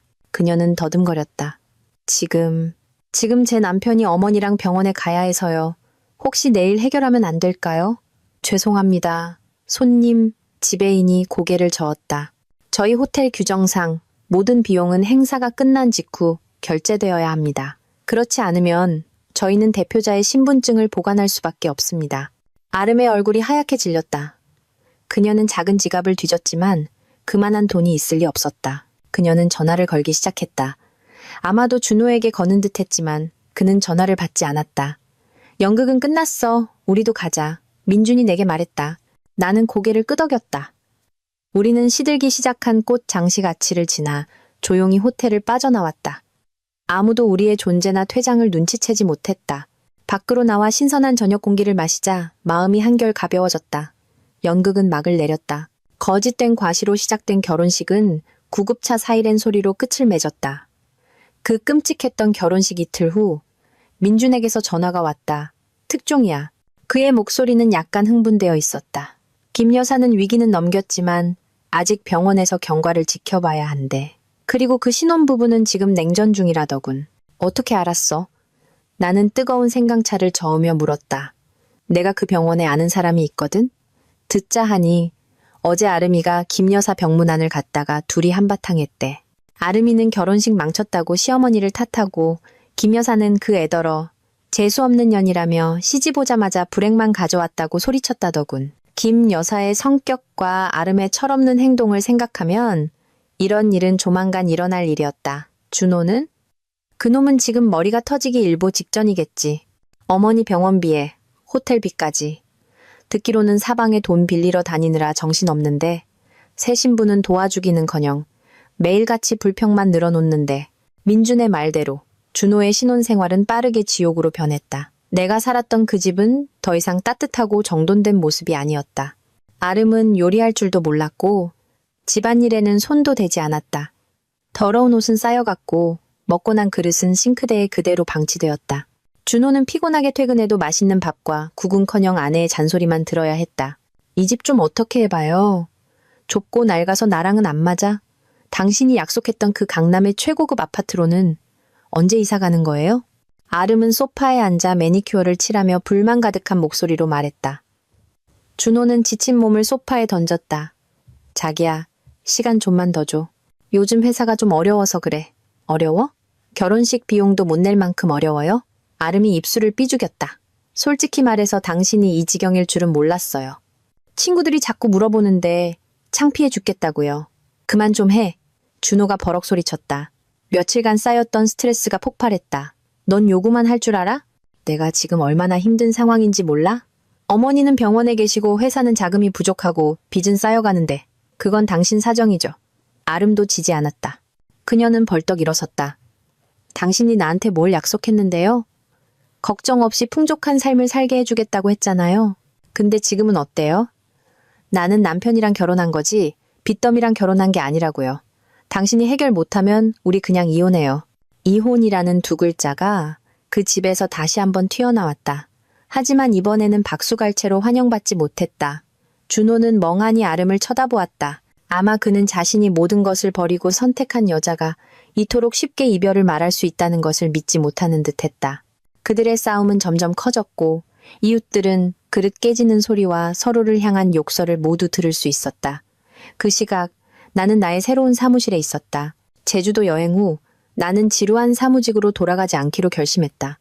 작은 사무실을 임대해 나만의 사업 계획을 실행하기 시작했다. 재무지식과 자본금을 바탕으로 잠재력 있는 스타트업에 집중하는 투자 자문 회사를 설립했다. 회사 이름은 피닉스 캐피털로 지었다. 잿더미에서 부활하는 불사조. 그것이 바로 내 인생 이야기였기 때문이다. 일이 나를 바쁘게 만들어 슬픈 일들을 잊게 해주었다. 매일 내 회사가 점차 궤도에 오르는 것을 보고 내 아이디어들이 실현되는 것을 보며 내 삶이 이토록 의미 있었던 적이 없었다고 느꼈다. 어느 날 오후 퇴근을 준비하고 있는데 모르는 번호로 전화가 걸려왔다. 여보세요. 박서윤 씨 맞으십니까? 젊은 여자의 목소리였다. 네, 누구시죠? 저는 로얄시티 고급 아파트 분양팀 직원입니다. 남편이신 강준호 씨께서 계약하신 아파트 2차 중도금 납부 일정을 안내해드리려고 전화드렸습니다. 나는 그 자리에 굳었다. 아름이 늘 언급하던 그 최고급 아파트. 죄송하지만 저와 강준호 씨는 이혼했습니다. 저는 그 아파트와 아무 관련이 없습니다. 네? 하지만 계약금 납부 시 강준호 씨께서 부부 공동 명의로 등록하셨습니다. 계약서에 따르면 앞으로 7일 내에 납부하지 않으시면 계약금 5억 원은 위약금으로 처리되고 아파트는 다른 사람에게 판매됩니다. 5억 원. 결코 작은 돈이 아니었다. 나는 준호가 아름의 마음을 사기 위한 결혼 선물로 마지막 남은 돈을 털어 이 아파트를 계약했다는 것을 알았다. 알려주셔서 감사합니다. 나는 그렇게 말하고 전화를 끊었다. 나는 사무실에 조용히 앉아 불이 켜지기 시작한 도시를 내려다보았다. 입가에 희미한 미소가 번졌다. 준호는 스스로를 막다른 골목으로 몰아넣었다. 그는 가장 든든한 자금줄이었던 나를 잃었다. 이제 계약금 5억 원마저 잃을 위기에 처했다. 나는 그가 다음에 무슨 짓을 할지 궁금했다. 그는 어디서 돈을 구해 이 상황을 수습할까? 그리고 그 대답이 이토록 빠르고 뻔뻔하며 믿을 수 없는 방식으로 내게 찾아올 줄은 몰랐다. 로얄시티 아파트 중도금 납부 기한인 7일이 빠르게 지나가고 있었다. 계약금 5억 원을 날릴지도 모른다는 압박감이 준호의 어깨를 무겁게 짓눌렀다. 그는 친구, 친척, 옛사업 파트너까지 사방으로 뛰어다녔지만 아무도 그에게 그런 큰 돈을 빌려주려 하지 않았다. 끔찍했던 결혼식과 그의 재정난에 대한 소문은 그가 생각했던 것보다 훨씬 빨리 퍼져나갔다. 파산 직전인 사람에게 돈을 던져줄 바보는 없었다. 절망에 빠진 준호는 내가 결코 상상하지 못했던 일을 저질렀다. 그날 저녁 내가 회사에서 돌아와 거실에서 딸과 놀아주고 있는데 전화가 울렸다. 준호의 번호였다. 그의 번호는 차단했지만 아마 다른 번호를 쓴 모양이었다. 나는 잠시 망설였지만 전화를 받기로 했다. 이 남자가 어디까지 뻔뻔해질 수 있는지 보고 싶었다. 여보세요. 나는 차갑게 말했다. 수화기 저편은 몇 초간 조용했다. 이내 피로와 비참함이 섞인 준호의 목소리가 들려왔다. 서윤아, 나야. 나는 그가 무슨 일로 전화했는지 알 것 같았다. 서윤아, 내가 정말 잘못했어. 준호의 목소리가 갑자기 부드러워졌다. 애원하는 듯했다. 예전 일은 다 내 잘못이야. 내가 미쳤었어. 눈에 뭐가 씌었었나 봐. 나 용서해 줄 수 없을까? 나는 거의 웃음을 터뜨릴 뻔했다. 용서? 그는 용서가 쉽게 나눠줄 수 있는 물건이라고 생각하는 걸까? 본론만 말해, 강준호 씨. 당신 신세 한탄 들어줄 시간 없어. 준호는 심호흡을 하고는 진짜 목적을 말했다. 서윤아, 내가 지금 좀 힘들어. 아름이 주려고 계약했던 아파트. 곧 중도금 날짜인데 돈을 못 내면 계약금 5억을 전부 날리게 생겼어. 네가 돈 좀 빌려줄 수 있을까? 약속할게. 회사만 다시 안정되면 원금의 이자까지 쳐서 꼭 갚을게. 나는 잠시 침묵했다. 그의 뻔뻔함이 내 온몸의 세포 하나하나에 스며들게 내버려 두었다. 그는 마지막 남은 돈으로 애인에게 줄 집을 계약해놓고 이제 와서 전 부인에게 그 선물을 지킬 돈을 빌려달라고 하고 있었다. 세상에 이보다 더 우스꽝스러운 일이 있을까? 내가 당신한테 돈을 빌려줄 거라고 생각해? 나는 비웃음 가득한 목소리로 되물었다. 서윤아, 넌 착한 사람이잖아. 준호는 내가 전화를 끊을까봐 다급하게 말했다. 네가 날 외면하지 않을 거잖아. 우리 그래도 10년이나 부부로 살았는데 너한테 아직 돈 있는 거 알아. 내 결혼 자금, 닥쳐. 나는 더 이상 참지 못하고 말을 끊었다. 부부의 정? 당신이 감히 그 말을 입에 담아? 당신이랑 당신 가족들이 박수치며 나를 집에서 내쫓던 날, 그 정은 이미 죽었어. 내가 누구라고 생각해? 당신이 애인이랑 놀아나다 생긴 뒤치다거리나 해주는 현금인 출기야. 수화기 저편에 준호는 입을 다물었다. 아마도 내 직설적인 말에 더 이상 변명할 거리가 없었을 것이다. 하지만 나는 그의 뻔뻔함을 너무 얕봤다. 몇 초의 침묵 후 준호는 나를 경악과 혐오감에 빠뜨리는 말을 내뱉었다. 서윤아, 아니면 우리 다시 합치는 건 어때? 그의 목소리가 갑자기 애절해졌다. 이제야 깨달았어. 나한테 너만큼 잘해준 사람은 없었어. 아름이 걔는 그냥 속물이야. 너랑은 비교도 안 돼. 우리 다시 시작하자. 내가 당장 걔랑 이혼할게. 우리 딸을 위해서라도 처음부터 다시 시작하자. 나는 소리 내어 웃었다. 차갑고 씁쓸한 웃음소리가 방 안에 울려 퍼졌다. 그는 미쳤다. 그는 정말로 내가 바보인 줄 아는 걸까? 자기가 마음대로 버렸다가 다시 주워올 수 있는 장난감이라고? 강준호 씨. 나는 목소리에 담긴 경멸감을 억누르며 말했다. 당신이 지금 얼마나 비참하고 한심해 보이는지 알아? 다시 합치자고? 내가 당신 빚을 갚아주고 당신과 당신 가족이 저지른 난장판을 치워주기 위해서? 잘 들어. 강준호. 나는 한 글자 한 글자 힘주어 말했다. 돈은 단 1원도 빌려주지 않을 거야. 재결합? 그런 일은 절대로 없어. 당신이 오늘 걷는 이 길은 당신 스스로 선택한 길이야. 애인을 선택하고 탐욕스러운 가족을 선택했으니 이제 그 결과는 당신 혼자 감당해. 다시는 나한테 전화하지 마. 나는 그렇게 말하고 그가 한마디도 더 할 기회를 주지 않은 채 전화를 끊었다. 그의 번호를 다시 차단하고 소파에 휴대폰을 던졌다. 가슴은 분노로 차올랐지만 이상하게도 후련했다. 방금 그 전화는 그 남자에게 남아있던 아주 작은 미련의 끈마저 완전히 끊어내는 마지막 칼날 같았다. 그는 스스로 모든 것을 파괴했다. 그리고 이제 그는 자신의 선택에 대한 대가를 치를 것이다. 그리고 나는 나의 길을 계속 걸어갈 것이다. 더 이상 속임수와 배신의 그림자가 없는 길을. 준호의 뻔뻔한 전화 이후 나는 과거에 단 1초도 더 낭비할 수 없다는 것을 깨달았다. 나 자신의 가치를 증명하고 우리 모녀의 단단한 미래를 만들기 위해 일에 미친 듯이 몰두했다. 나의 투자 자문 회사 피닉스 캐피털은 오랜 준비 기간 끝에 마침내 공식적으로 문을 열었다. 그 이름은 잿더미에서 부활하는 불사조라는 의미를 담고 있었다. 그것은 바로 내 인생 이야기이기도 했다. 나는 부동산이나 주식처럼 거물들이 득실거리는 큰 시장 대신 내가 잘 이해하고 열정을 가진 틈새 시장에 집중하기로 했다. 바로 여성 창업가를 지원하는 것이었다. 나는 피닉스 펀드라는 특별한 투자 펀드를 출시했다. 펀드의 목표는 여성이 설립하고 운영하는 잠재력 있는 스타트업, 특히 어려운 환경에 처한 여성, 싱글맘, 그리고 한 번 실패했지만 다시 일어서려는 여성들의 프로젝트를 찾아 투자하는 것이었다. 나는 자금만 제공하는 것이 아니라 내 경험과 지식을 바탕으로 직접 전략을 컨설팅하고 전문가 및 파트너와 연결해 주었다. 그들에게 낚싯대뿐만 아니라 성공으로 가는 지도까지 쥐어주고 싶었다. 처음에는 많은 사람들이 의심의 눈초리를 보냈다. 갓 이혼한 여자가 험난한 비즈니스 세계에서 과연 성공할 수 있을까? 하지만 나는 행동으로 모든 것을 증명했다. 피닉스 펀드가 투자한 첫 번째 프로젝트는 40대 싱글맘이 설립한 중년 여성을 위한 디자이너 패션 브랜드였다. 두 번째 프로젝트는 젊고 열정 넘치는 여성이 안정된 직장을 그만두고 고향으로 돌아가 시작한 유기농 식품 체인이었다. 나는 밤낮을 잊고 일했다. 낮에는 파트너를 만나고 프로젝트를 심사했다.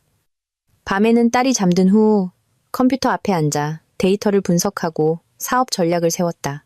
힘들고 고됐지만 이렇게 활력과 열정이 넘쳤던 적은 없었다. 그리고 성공은 내가 예상했던 것보다 훨씬 빨리 찾아왔다. 그 패션 브랜드는 놀라운 성공을 거두었고 그들의 디자인은 많은 여성들의 사랑을 받았다. 유기농 식품 체인도 빠르게 소비자들의 신뢰를 얻었다. 피닉스 펀드는 주목받기 시작했다. 나 박서윤이라는 이름이 경제신문에 점차 등장하기 시작했다. 사람들은 나를 스타트업의 꿈을 이뤄주는 데모, 여성들에게 영감을 주는 인물이라고 불렀다. 한 유력 경제 잡지에서는 기업가 박서윤 파경의 아픔 딛고 재기하다라는 제목으로 나와의 장문의 인터뷰를 실었다. 기사는 나의 이야기, 내가 어떻게 고통을 힘으로 바꾸고 결혼 자금을 의미 있는 투자 펀드로 만들었는지에 대해 다루었다. 기사에는 준호나 그의 가족의 이름이 언급되지 않았지만 누구라도 내가 어떤 일을 겪었는지 짐작할 수 있었다. 그 기사는 큰 반향을 일으켰다. 내 이야기는 SNS를 통해 널리 공유되었고 많은 여성들이 내게 메시지를 보내 자신의 이야기가 어려움을 극복하는 데 힘이 되었다고 말했다.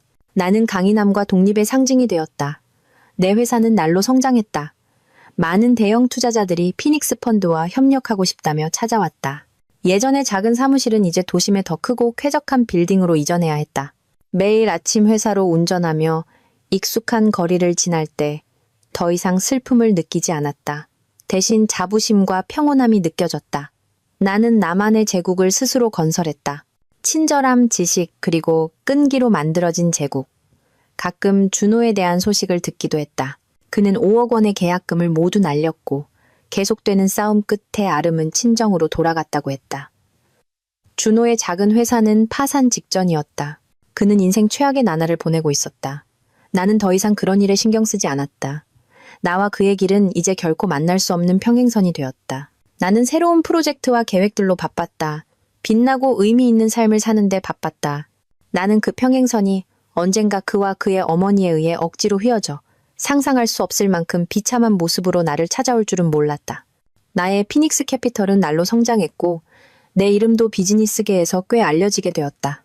나는 세미나, 행사, 인터뷰에 자주 참석해야 했다. 내 삶은 바빴지만 의미 있었다. 어느 수요일 오후 투자자들과의 중요한 회의를 막 마쳤을 때 비서가 다소 머뭇거리며 들어왔다. 대표님, 두 분이 대표님을 뵙고 싶어 하십니다. 누구시죠? 나는 서류를 정리하며 물었다. 네, 예전 가족이라고 하시는데 중년 여성분과 남성분이십니다. 심장이 쿵하고 멎었다. 나는 그들이 누구인지 알았다. 그 모든 일이 있은 후에도 여기까지 찾아올 낯짝이 남아 있었단 말인가. 응접실에서 잠시 기다리시라고 해. 나는 애써 침착한 목소리로 말했다. 나는 일어나 창가로 가서 심호흡을 했다. 이번에는 무슨 일로 온 걸까? 욕을 하러? 싸움을 걸러? 아니면 또 다른 비참한 연극을 하러? 무엇이든 나는 맞설 준비가 되어 있었다. 응접실로 들어갔다. 예상대로 준호와 김 여사가 소파에 앉아 있었다. 준호는 눈에 띄게 수척하고 늙어 보였다. 그가 입은 양복은 낡고 구겨졌으며 눈은 퀭했다. 김 여사는 깡마르고 예전의 위풍당당함은 온데간데 없었다. 내가 들어서는 것을 보고 두 사람은 어색한 표정으로 황급히 일어섰다. 서윤아, 아니 박 대표. 준호가 먼저 어색하게 입을 열었다. 오랜만이네. 잘 지냈어? 나는 그 의미 없는 인사에 대답하지 않았다. 맞은편 의자에 앉아 팔짱을 끼고 그들을 똑바로 쳐다보았다. 무슨 일로 오셨죠? 김 여사가 황급히 끼어들었다. 우는 것보다 더 어색한 미소를 지으며 말했다. 서윤아, 아니, 아가. 아니 이 아줌마가 너 축하해 주려고 왔어. 네가 이렇게 성공한 걸 보니 나도 기쁘구나. 감사합니다. 축하 인사는 잘 들었으니 이제 돌아가셔도 좋습니다. 나는 얼음장처럼 차가운 목소리로 말했다. 아니 아가야. 김 여사가 다급히 손을 저었다. 사실 오늘 나랑 준호가 온 건 네게 부탁할 일이 있어서야. 나는 눈썹을 치켜 올리며 기다렸다. 진짜 연극은 이제부터 시작이었다. 준호가 헛기침을 했다. 그는 모기 소리만 한 목소리로 말했다. 내 회사가 망했어. 나 지금 직장이 없어. 네 회사가 잘 되고 있다고 들었는데 혹시 나한테 맞는 자리가 있을까 해서 나는 내 귀를 의심했다. 나를 식충이라고 모욕했던 그가 이제 와서 내게 일자리를 구걸하고 있었다. 인생의 아이러니는 정말 예측할 수 없었다. 내가 말이 없자 김 여사는 내가 고민하고 있다고 생각했는지 희망의 찬 목소리로 덧붙였다. 그래, 아가야. 우리 준호가 그래도 관리 경험이 있잖니. 부장이나 이사 자리 하나만 주렴. 다 한 식구인데 내일 열심히 도울 거야. 한 식구요? 나는 차가운 실소를 터뜨렸다. 참 말씀 잘하시네요. 저는 두 분 같은 가족을 둔 기억이 없는데요. 김 여사와 준호의 얼굴이 굳어졌다. 나는 일어나 책상으로 다가가 서류철 하나를 집어들었다. 좋아요. 나는 평온한 목소리로 말했다. 마침 저희 회사에서 사람을 뽑고 있긴 합니다. 시장개발부 영업사원 자리가 하나 비어 있어요. 주 업무는 고객 만나서 상품 소개하고 계약 따내는 일이고요. 초봉은 월 250만 원의 실적에 따른 인센티브가 있습니다. 개인 사무실이나 차량 지원은 없고요. 강준호 씨, 한번 해보시겠어요? 준호는 그 자리에 얼어붙었다. 얼굴이 분노와 수치심으로 벌개졌다. 사장이었던 그가 이제 월 250만 원짜리 평사원으로 일해야 한다니.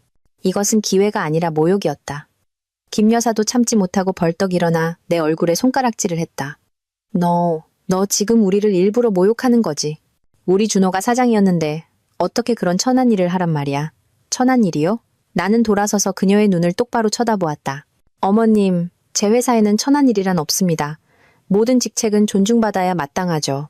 아마 어머님의 가치관과 저희 회사는 맞지 않는 것 같네요. 강준호 씨가 거절하신다면 어쩔 수 없죠. 두 분 돌아가 주세요. 저는 아직 할 일이 남아서요. 나는 그들을 더 이상 쳐다보지도 않고 등을 돌렸다. 너 잘났어. 정말. 김 여사가 이를 갈았다. 은혜도 모르는 배은망덕한 년. 돈 좀 벌었다고 사람 무시하는 거지? 너 후회하게 될 거야. 그녀는 그렇게 말하고는 준호의 손을 끌고 분개하며 나가버렸다.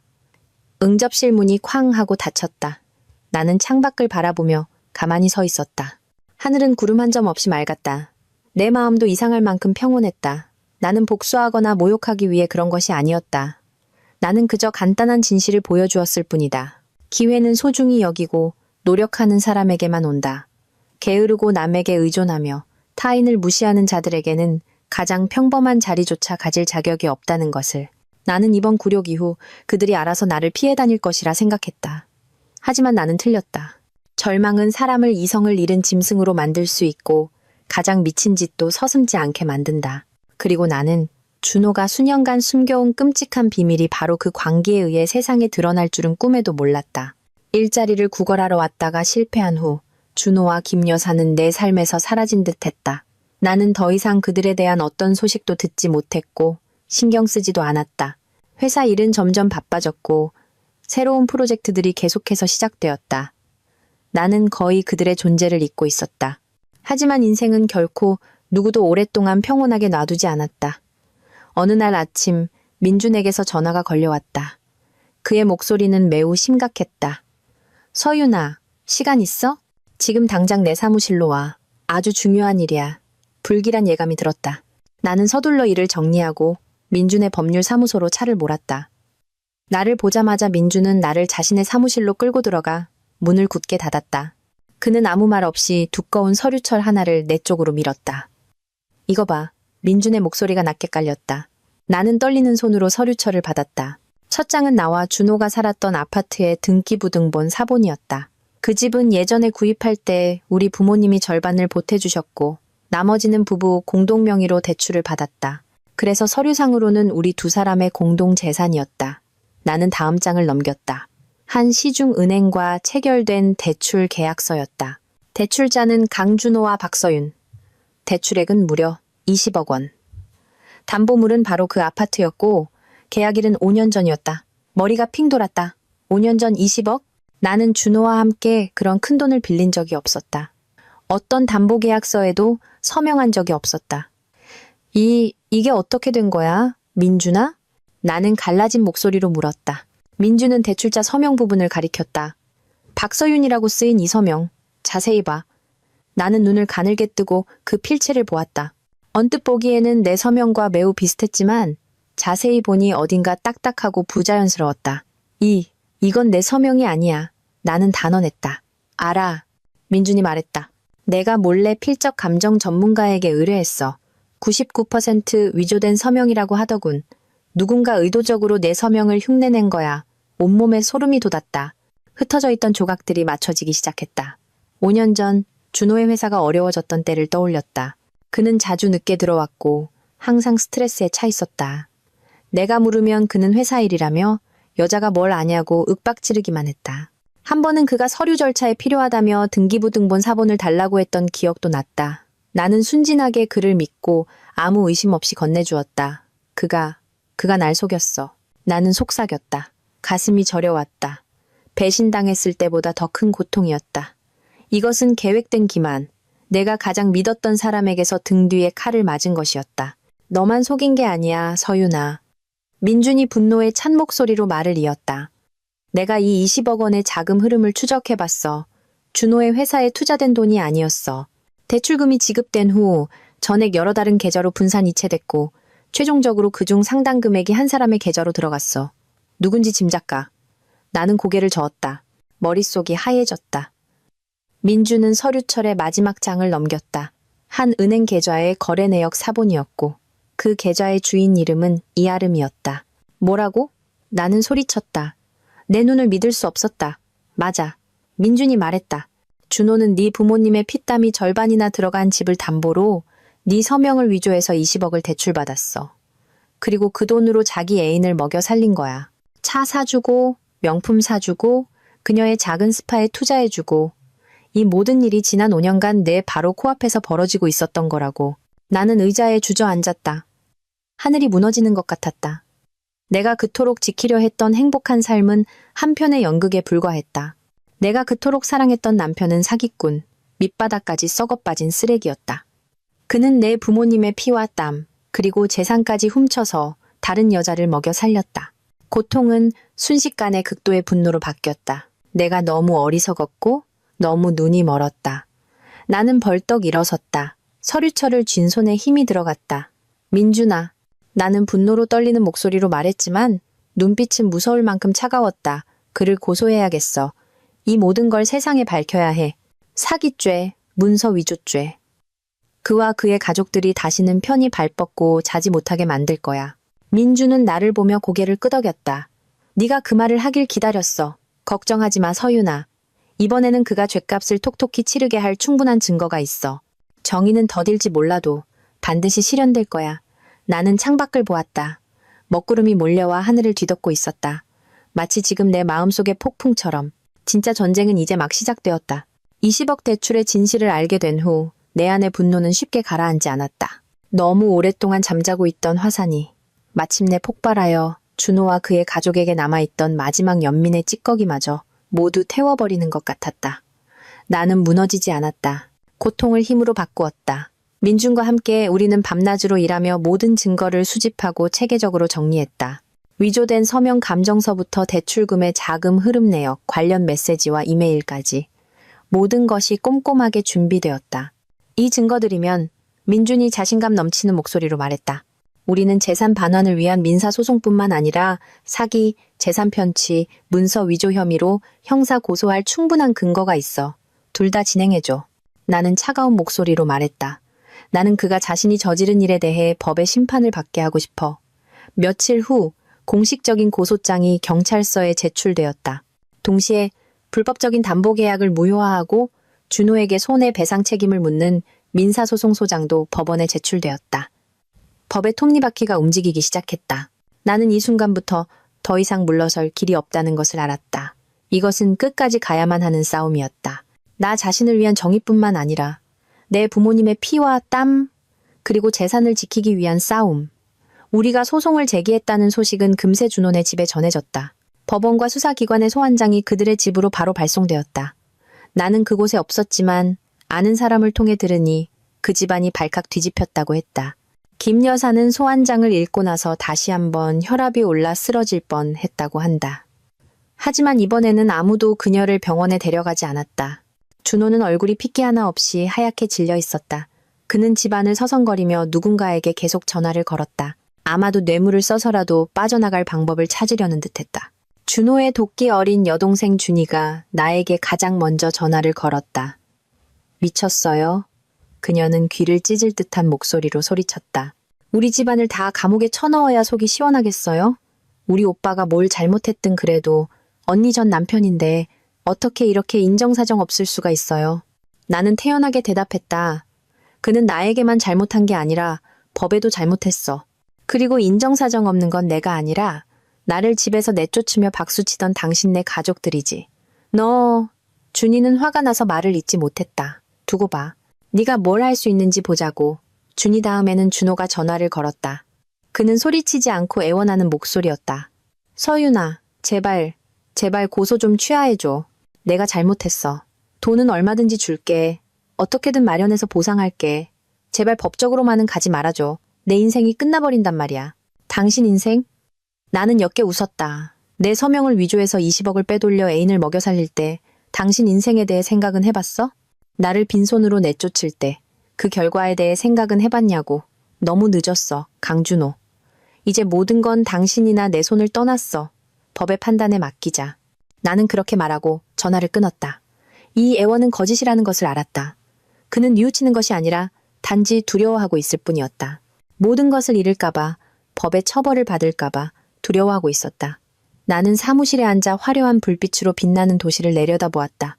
마음이 이상할 만큼 평온했다. 더 이상 고통스럽거나 분노하지 않았다. 단지 내가 옳은 일을 하고 있다는 확신만이 들었다. 그리고 나는 막다른 골목에 몰린 그 인간들이 가만히 앉아 당하고만 있지는 않을 것이라는 것을 알았다. 애원이나 협박으로 나를 흔들 수 없게 되자 준호네 가족은 마지막이자 가장 더러운 수법을 쓰기 시작했다. 바로 내 명예를 훼손하는 것이었다. 이 캠페인의 주동자는 다름 아닌 준이었다. SNS 활동이 활발했던 아름의 지원을 받아 준이는 장문의 글을 올리며 자기 집안의 비극적인 이야기를 늘어놓기 시작했다. 그 글에서 준호는 10년 동안 못된 아내를 견뎌낸 불쌍한 남편이자 효자로 묘사되었다. 반면 나는 준이의 글 속에서 끔찍하고 음란하며 버릇없는 악녀로 그려졌다. 그녀는 내가 집에서 놀고 먹으며 돈은 벌지 않으면서 사치스럽게 썼다고 썼다. 내가 자주 친정에 드나들며 시댁의 재산을 빼돌렸다는 이야기도 지어냈다. 심지어 준호가 이혼한 이유는 내가 바람 피우는 현장을 잡았기 때문이라고 뻔뻔하게 거짓말했다. 그 여자는 자신의 변호사 친구와 바람이 났습니다. 준이는 나와 민준이 카페에서 업무 협의를 하는 모습을 몰래 찍은 흐릿한 사진을 첨부하는 것도 잊지 않았다. 너무나 큰 고통에 빠진 우리 오빠는 아름 언니처럼 착한 여자를 만나 위로를 받으려 했을 뿐입니다. 그런데 이제 와서 그 여자가 돈을 이용해 소송을 걸어 우리 가족을 벼랑 끝으로 몰고 있습니다. 정말 적반하장도 유분수지. 감성적인 문체와 교묘하게 조작된 디테일로 가득 찬 그 글들은 빠르게 네티즌들의 주목을 받았다. 사정을 잘 모르는 많은 사람들이 댓글로 나를 향해 끔찍한 욕설을 퍼부었다. 그들은 나를 현모양처의 탈을 쓴 상간녀, 염치 없는 여자라고 불렀다. 내가 그토록 지키려 했던 내 명예가 이제 그들에 의해 무참히 짓밟히고 있었다. 내 회사도 영향을 받았다. 몇몇 파트너들이 의심스러운 눈초리로 전화를 걸어오기 시작했다. 나는 그 댓글들을 읽으며 주먹을 꽉 쥐었다. 아팠다. 정말 아팠다. 하지만 울지 않았다.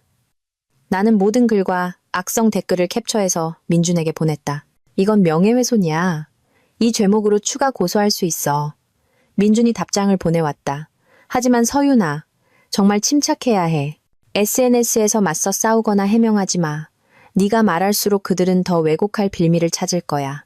그냥 침묵하고 증거가 말하게 하자. 나는 민준의 말을 따랐다. 내 개인 계정의 댓글 기능을 차단하고 더 이상 아무것도 읽지 않았다. 일에 집중하며 그 독한 말들이 나를 흔들지 못하게 하려 애썼다. 하지만 그들은 거기서 멈추지 않았다. 내가 침묵하자 그들은 더욱 기세등등해졌다. 절정은 준이가 내 부모님을 직접 겨냥한 글을 올렸을 때였다. 그 집안도 별 볼 일 없다. 부모는 탐욕스러워서 딸한테 시댁돈 빼돌리라고 부추기기나 하고 딸은 음란하고 정말 그 부모의 그 딸이다. 이 글을 읽는 순간 나는 더 이상 참을 수 없었다. 그들은 나를 모욕할 수는 있어도 내 부모님을 건드릴 권리는 없었다. 평생을 정직하게 살아오시며 누구에게도 해를 끼친 적 없는 분들이었다. 내 안의 분노가 격렬하게 타올랐다. 나는 휴대폰을 들고 준이에게 전화해 한바탕 욕을 퍼부어 주려 했다. 하지만 바로 그때 민준에게서 전화가 걸려왔다. 진정해, 서윤아. 마치 내 생각을 읽은 듯 그의 목소리가 들려왔다. 네가 지금 화가 난 거 알아. 하지만 어리석은 짓은 하지 마. 방금 중요한 소식을 들었어. 너를 만나고 싶어 하는 사람이 있어. 누군데? 나는 감정을 억누르며 물었다. 자신을 남인수라고 소개한 사람이야. 강준호의 옛사업 파트너였대. 그 사람이 말하길 강준호가 너 하나만 속인 게 아니라는 증거를 가지고 있대. 나는 그 자리에 굳었다. 새로운 증인. 그들이 만들어낸 칠흑 같은 어둠 속에서 예상치 못한 한 줄기, 빛이 비치는 것 같았다. 나는 민준의 사무실에서 남인수 씨를 만났다. 그는 중년의 남성이었고 인상은 푸근했지만 눈빛에는 피로와 세월의 흔적이 묻어 있었다. 그는 내 손을 잡았다. 단단하고 믿음직한 악수였다. 박서윤 씨. 그가 낮은 목소리로 말했다. 겪으신 일에 대해 정말 유감스럽게 생각합니다. 신문에서 당신 이야기를 읽었고 인터넷에 악성 루머도 봤습니다. 강준호 그놈의 수법을 바로 알아봤죠. 조금도 변하지 않았더군요. 우리는 자리에 앉았다. 남 대표는 자신의 이야기를 시작했다. 약 6년 전, 남 대표와 준호는 작은 건설 프로젝트에서 파트너로 함께 일했다고 한다. 그때 준호는 매우 열정적이고 유능해 보였고 입만 열면 달콤한 약속을 했다. 남 대표는 그를 완전히 믿고 자신의 전 재산에 가까운 10억 원 이상을 프로젝트에 투자했다. 처음에는 모든 것이 순조로웠습니다. 남 대표는 먼 곳을 응시하며 말했다. 하지만 프로젝트가 거의 완성되고 수익을 거둘 날이 다가오자 준호가 갑자기 사라졌습니다. 그는 모든 돈을 가지고 도망쳤고 저에게는 미완성된 건물과 거액의 은행 빚만 남겼죠. 연락을 시도하고 집까지 찾아갔지만 그의 어머니 김 여사가 아들을 감쌌습니다. 아들은 해외 출장 중이고 언제 돌아올지 모른다고 하더군요. 심지어 제가 자기 아들을 모함한다고 소리치며 욕을 하기도 했습니다. 그 말을 듣자 소름이 돋았다. 그들의 수법은 똑같았다. 항상 준호의 사기와 김 여사의 비호가 한 쌍이었다. 저는 그를 고소했습니다. 남 대표가 말을 이었다. 하지만 그때는 이미 모든 가치 있는 재산이 다른 사람 명의로 돌려지거나 처분된 후였습니다. 저는 얼마 돌려받지 못했죠. 제 회사도 그 후에 파산했습니다. 지난 몇 년간 정말 힘들게 다시 시작했습니다. 남 대표는 한숨을 쉬고는 공감 어린 눈빛으로 나를 바라보았다. 당신 이야기를 읽고 그들이 인터넷에서 당신을 어떻게 비방하는지 보고 더 이상 침묵할 수 없다고 생각했습니다. 강준호는 전문 사기꾼이고 그의 가족은 범죄를 비호하는 소굴입니다. 그래서 당신 변호사에게 연락하기로 결심했습니다. 제가 증인으로 서겠습니다. 그렇게 말하고 남 대표는 자신의 서류 가방을 열어 두꺼운 서류철을 꺼냈다. 이것이 제가 보관하고 있는 모든 증거입니다. 협력 계약서, 송금 내역, 그리고 가장 중요한 것은 저와 준호의 대화 녹음 파일입니다.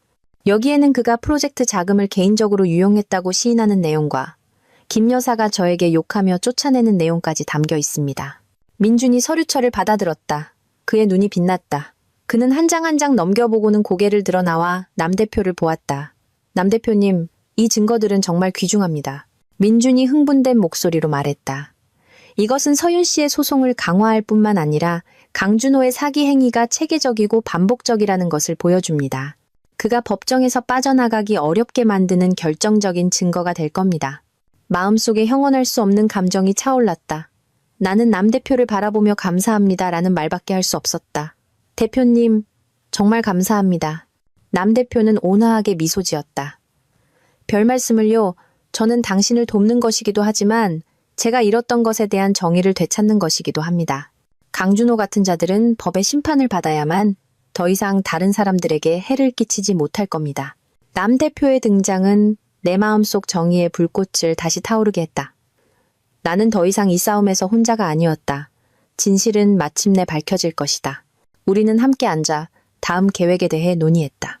남 대표의 증언은 다가올 재판에서 중요한 히든카드가 될 것이다. 내가 민준의 사무실을 나설 때 하늘은 저물고 있었다. 황혼의 햇살이 길을 따뜻하고 눈부시게 비추었다. 나는 그 어느 때보다 마음이 가벼웠다. 나는 준혼의 가족이 남 대표의 등장에 얼마나 놀라고 공황에 빠질지 알았다. 그들은 과거의 망령이 돌아와 나와 함께 그들의 진짜 얼굴을 폭로할 것이라고는 꿈에도 상상하지 못했을 것이다. 재판이 열리는 날, 서울의 하늘은 잿빛이었고 비가 흩날렸다. 차가운 공기는 법정의 분위기를 더욱 엄숙하고 긴장되게 만들었다. 나는 민준 남 대표와 함께 일찍 도착했다. 나는 베이지색 정장을 입고 가볍게 화장했지만 눈빛은 매우 단호했다.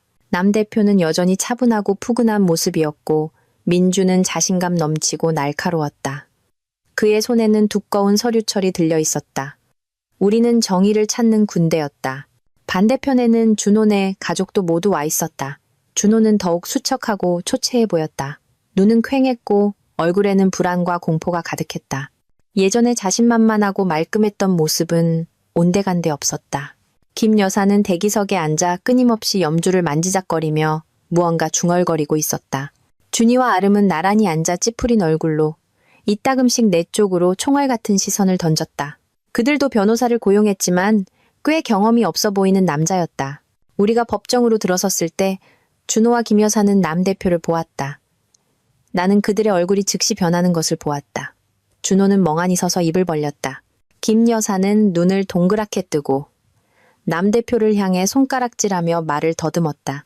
아마 그들은 과거의 진흙탕 속에 가라앉았다고 생각했던 사람이 오늘 이곳에 당당하게 나타나 맞설 준비가 되어 있을 것이라고는 상상도 못했을 것이다.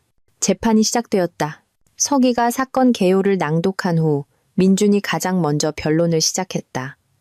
그의 목소리는 강철처럼 단단하고 명확하게 법정 안에 울려 퍼졌다. 그는 준호가 나에게 이혼을 강요한 일부터 불공정한 합의서, 그리고 절정에 달하는 나의 서명을 위조하여 20억 원을 사기친 행위까지 모든 사건을 차례로 설명했다. 재판장님, 민준이 말했다.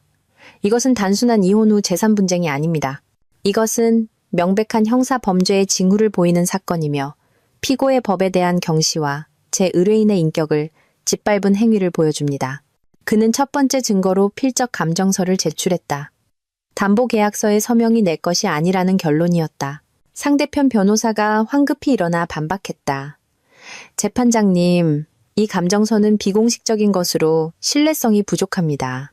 제 의뢰인인 강준호 씨는 박서윤 씨가 자발적으로 계약서에 서명했다고 주장합니다. 준호도 황급히 고개를 끄덕였다.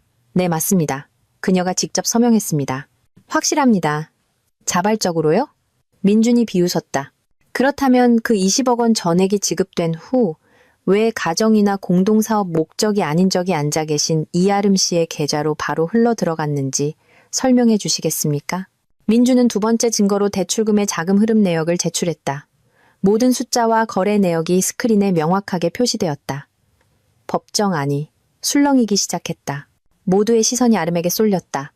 그녀는 고개를 푹 숙이고 핸드백을 꽉 쥐었다. 준호의 변호사는 얼굴이 하얘졌다. 그는 더듬거리며 합리적인 변명을 내놓지 못했다. 그리고 피고의 사기꾼 본질을 더욱 명확히 하기 위해 민준의 목소리가 단호해졌다. 저희 측 증인인 남인수 대표님을 모시겠습니다. 남 대표는 증인석으로 당당하고 침착하게 걸어나갔다. 그는 6년 전 준호에게 10억 원을 사기당한 이야기를 명확하게 진술했다. 수법은 비슷했다. 달콤한 약속을 하고 돈을 챙겨 도망치는 것. 재판장님, 남 대표의 목소리에는 씁쓸함이 가득했다. 저는 강준호라는 사람에 대한 맹목적인 믿음 때문에 모든 것을 잃었습니다. 오늘 제가 여기 선 것은 박서윤 씨를 위한 증언일 뿐만 아니라 이 사람의 진짜 얼굴을 고발하기 위해서입니다. 남 대표가 녹음 파일을 제출하자 법정은 쥐 죽은 듯 조용해졌다. 녹음 파일 속 준호의 목소리는 뻔뻔하고 교활했다. 이어서 김 여사의 날카롭고 도전적인 목소리가 들려왔다. 이쯤 되자 준호는 더 이상 가만히 앉아 있을 수 없었다. 그는 벌떡 일어나 남 대표를 향해 손가락질했다. 거짓말! 전부 당신이 꾸며낸 이야기야. 그 녹음 파일은 조작된 거라고. 정숙, 재판장이 의사봉을 강하게 내리쳤다. 피고는 조용히 하시오. 모든 증거는 재판부에서 검토할 것입니다. 계속해서 소란을 피우면 퇴정시키겠습니다. 준호는 잿빛이 된 얼굴로 의자에 주저앉았다.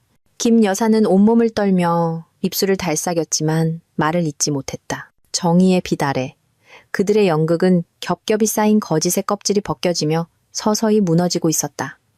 나는 그곳에 앉아 조용히 모든 것을 지켜보았다. 증거 제출과 증인 신문이 끝난 후 법정은 변론 단계로 들어섰다. 법정 안의 공기는 팽팽하게 당겨진 활시위 같았다. 모든 말과 행동이 재판부의 예리한 시선 아래 놓여 있었다. 준호의 변호사는 한동안 당황했지만 마침내 평정을 되찾고 반격을 시작했다. 하지만 법정 논리가 아닌 그들 가족이 꾸며낸 비열한 수법으로 재판장님, 그는 애써 위험 있는 목소리로 말했다. 원고 측이 제출한 모든 증거는 일방적이며 개인적인 복수심에 가득 차 있습니다. 저희는 박서윤 씨가 이혼 후 앙심을 품고 강준호 씨와 사업상 갈등이 있었던 남인수 씨와 결탁하여 제 의뢰인을 모함하는 연극을 꾸몄다고 주장합니다. 그러고는 인쇄된 종이 뭉치를 제출했다. 재판장님, 이것이 박서윤 씨의 진짜 인격을 보여주는 증거입니다. SNS에서 그녀는 불건전한 사생활과 자신의 변호사와의 부적절한 관계로 많은 비난을 받고 있습니다. 이런 사람의 말이 과연 신뢰할 수 있겠습니까? 법정은 다시 한번 술렁였다. 아래 앉아있던 준이와 아름은 승리의 미소를 지었다. 그들은 이 명예훼손 수법이 효과가 있을 것이라, 법원의 신뢰를 흔들 것이라 생각했다. 하지만 그들은 틀렸다. 민주는 침착하게 일어섰다. 그는 그 뻔뻔한 비방에도 전혀 흔들리지 않았다. 재판장님, 민준의 목소리는 강철 같고 위험 있었다. 피고 측 변호인이 방금 한 행위야말로 제 의뢰인이 그동안 겪어온 명예훼손과 비방의 명백한 증거입니다. 그들은 확실한 증거를 논리적으로 반박할 수 없게 되자 이런 비열한 수법으로 인신공격을 하고 있는 것입니다. 민주는 상대편 변호사를 칼날처럼 날카로운 눈빛으로 쳐다보았다. 제 의뢰인이 저와 부적절한 관계라고 하셨는데 공공장소에서 마주보고 앉아있는 사진 외에 다른 증거가 있습니까? 이 엄숙한 법정에서 타인을 비방하는 행위가 형사처벌 대상이 될 수 있다는 사실을 알고 계십니까? 상대편 변호사는 얼굴이 하얘졌다. 그는 한 걸음 물러서며 아무 말도 하지 못했다. 민주는 계속해서 준이와 아름이 SNS에서 벌인 비방 캠페인에 대한 모든 증거를 제출했다. 모든 글과 악성 댓글이 스크린에 명확하게 비춰졌다. 재판장님, 민주는 결론을 내렸다. 피고들의 행위는 불공정한 이혼 강요, 사기를 위한 서명 위조, 타인의 명예훼손에 이르기까지 체계적인 범죄의 연속입니다. 이는 법을 극도로 경시하는 태도를 보여줍니다. 재판장님께서 제 의뢰인의 정의를 되찾아 주실 뿐만 아니라 사회의 경종을 울리는 엄중한 판결을 내려주시길 간곡히 요청합니다. 치열한 변론 끝에 재판장은 휴정을 선언하고 판결을 위해 퇴정했다. 우리는 복도로 나왔다. 남 대표가 다가와 내 손을 잡았다. 정말 강한 분이시군요. 정의는 반드시 당신 편일 겁니다. 나는 미소 지으며 감사 인사를 했다. 나는 준혼의 가족 쪽을 보았다. 그들은 구석에 모여 서 있었다. 모두의 얼굴에 긴장과 두려움이 가득했다. 김 여사와 준이는 준호에게 무언가 책망하고 있었고 아름은 혼자 떨어져 냉담한 표정으로 서 있었다. 아마도 그녀는 자신이 곧 침몰할 배에 탔다는 것을 깨닫기 시작했을 것이다. 판결을 기다리는 시간은 영원처럼 길게 느껴졌다. 승리가 거의 확실했지만 최종 판결이 내려지기 전까지는 마음을 놓을 수 없었다. 마침내 법정 문이 열리고 우리는 판결을 듣기 위해 안으로 들어갔다. 나는 그곳에 서서 손을 꽉 쥐었다. 심장이 쿵쾅거렸다. 내 인생, 우리 모녀의 미래가 이 순간에 결정될 것이다. 재판장이 판결문을 들고 낭독하기 시작했다. 그의 목소리는 엄숙하게 울려 퍼졌다. 그의 한마디 한마디는 악에 대한 심판이자 나의 지치지 않는 투쟁에 대한 인정이었다. 모든 서류와 증거, 증언을 검토한 후 재판장은 판결을 낭독하기 시작했다. 그의 목소리는 명료했다. 재판부는 피고 강준호의 행위가 중대한 법률 위반임을 인정할 충분한 근거가 있다고 판단한다. 법정은 쥐 죽은 듯 조용했다. 나는 숨을 죽이고 한마디 한마디에 귀를 기울였다. 첫째, 담보계약서 서명 위조 행위는 사기 및 재산 편취죄, 그리고 공문서 위조죄의 구성 요건을 충족한다. 둘째, 원고에 대한 명예훼손 행위는 법으로 보호되는 인격권을 침해하였다.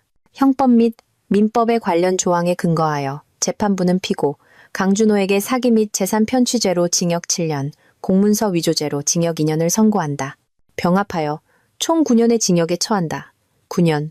그 숫자는 마치 벼락처럼 내리꽂혔다. 나는 준호가 비틀거리는 것을 보았다. 그는 의자 난간을 잡고서야 겨우 서 있을 수 있었다.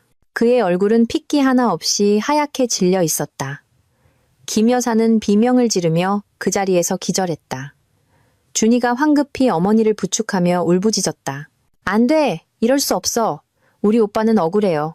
재판장은 의사봉을 강하게 내리치며 정숙을 명령하고 판결을 계속해서 읽었다. 민사 책임에 관하여 해당 아파트 담보대출 계약은 무효임을 선언한다. 은행은 공동 소유자에게 등기부등본을 반환해야 한다. 피고 강준호는 은행의 대출금 20억 원, 전액을 상환할 책임이 있다. 피고 강준호, 김미숙, 강준희 및 이아름은 연대하여 원고 박서윤에게 정신적 피해 및 명예훼손에 대한 위자료로 5억 원을 배상해야 한다. 또한 3개 주요 일간지에 3회 연속으로 공개 사과문을 게재해야 한다. 판결이 끝나자마자 그들 가족은 무너졌다. 울음소리, 절규, 욕설이 뒤섞여 법정은 아수라장이 되었다. 경찰과 법원 경위들이 힘겹게 질서를 회복했다. 준호는 법정에서 바로 수갑이 채워졌다.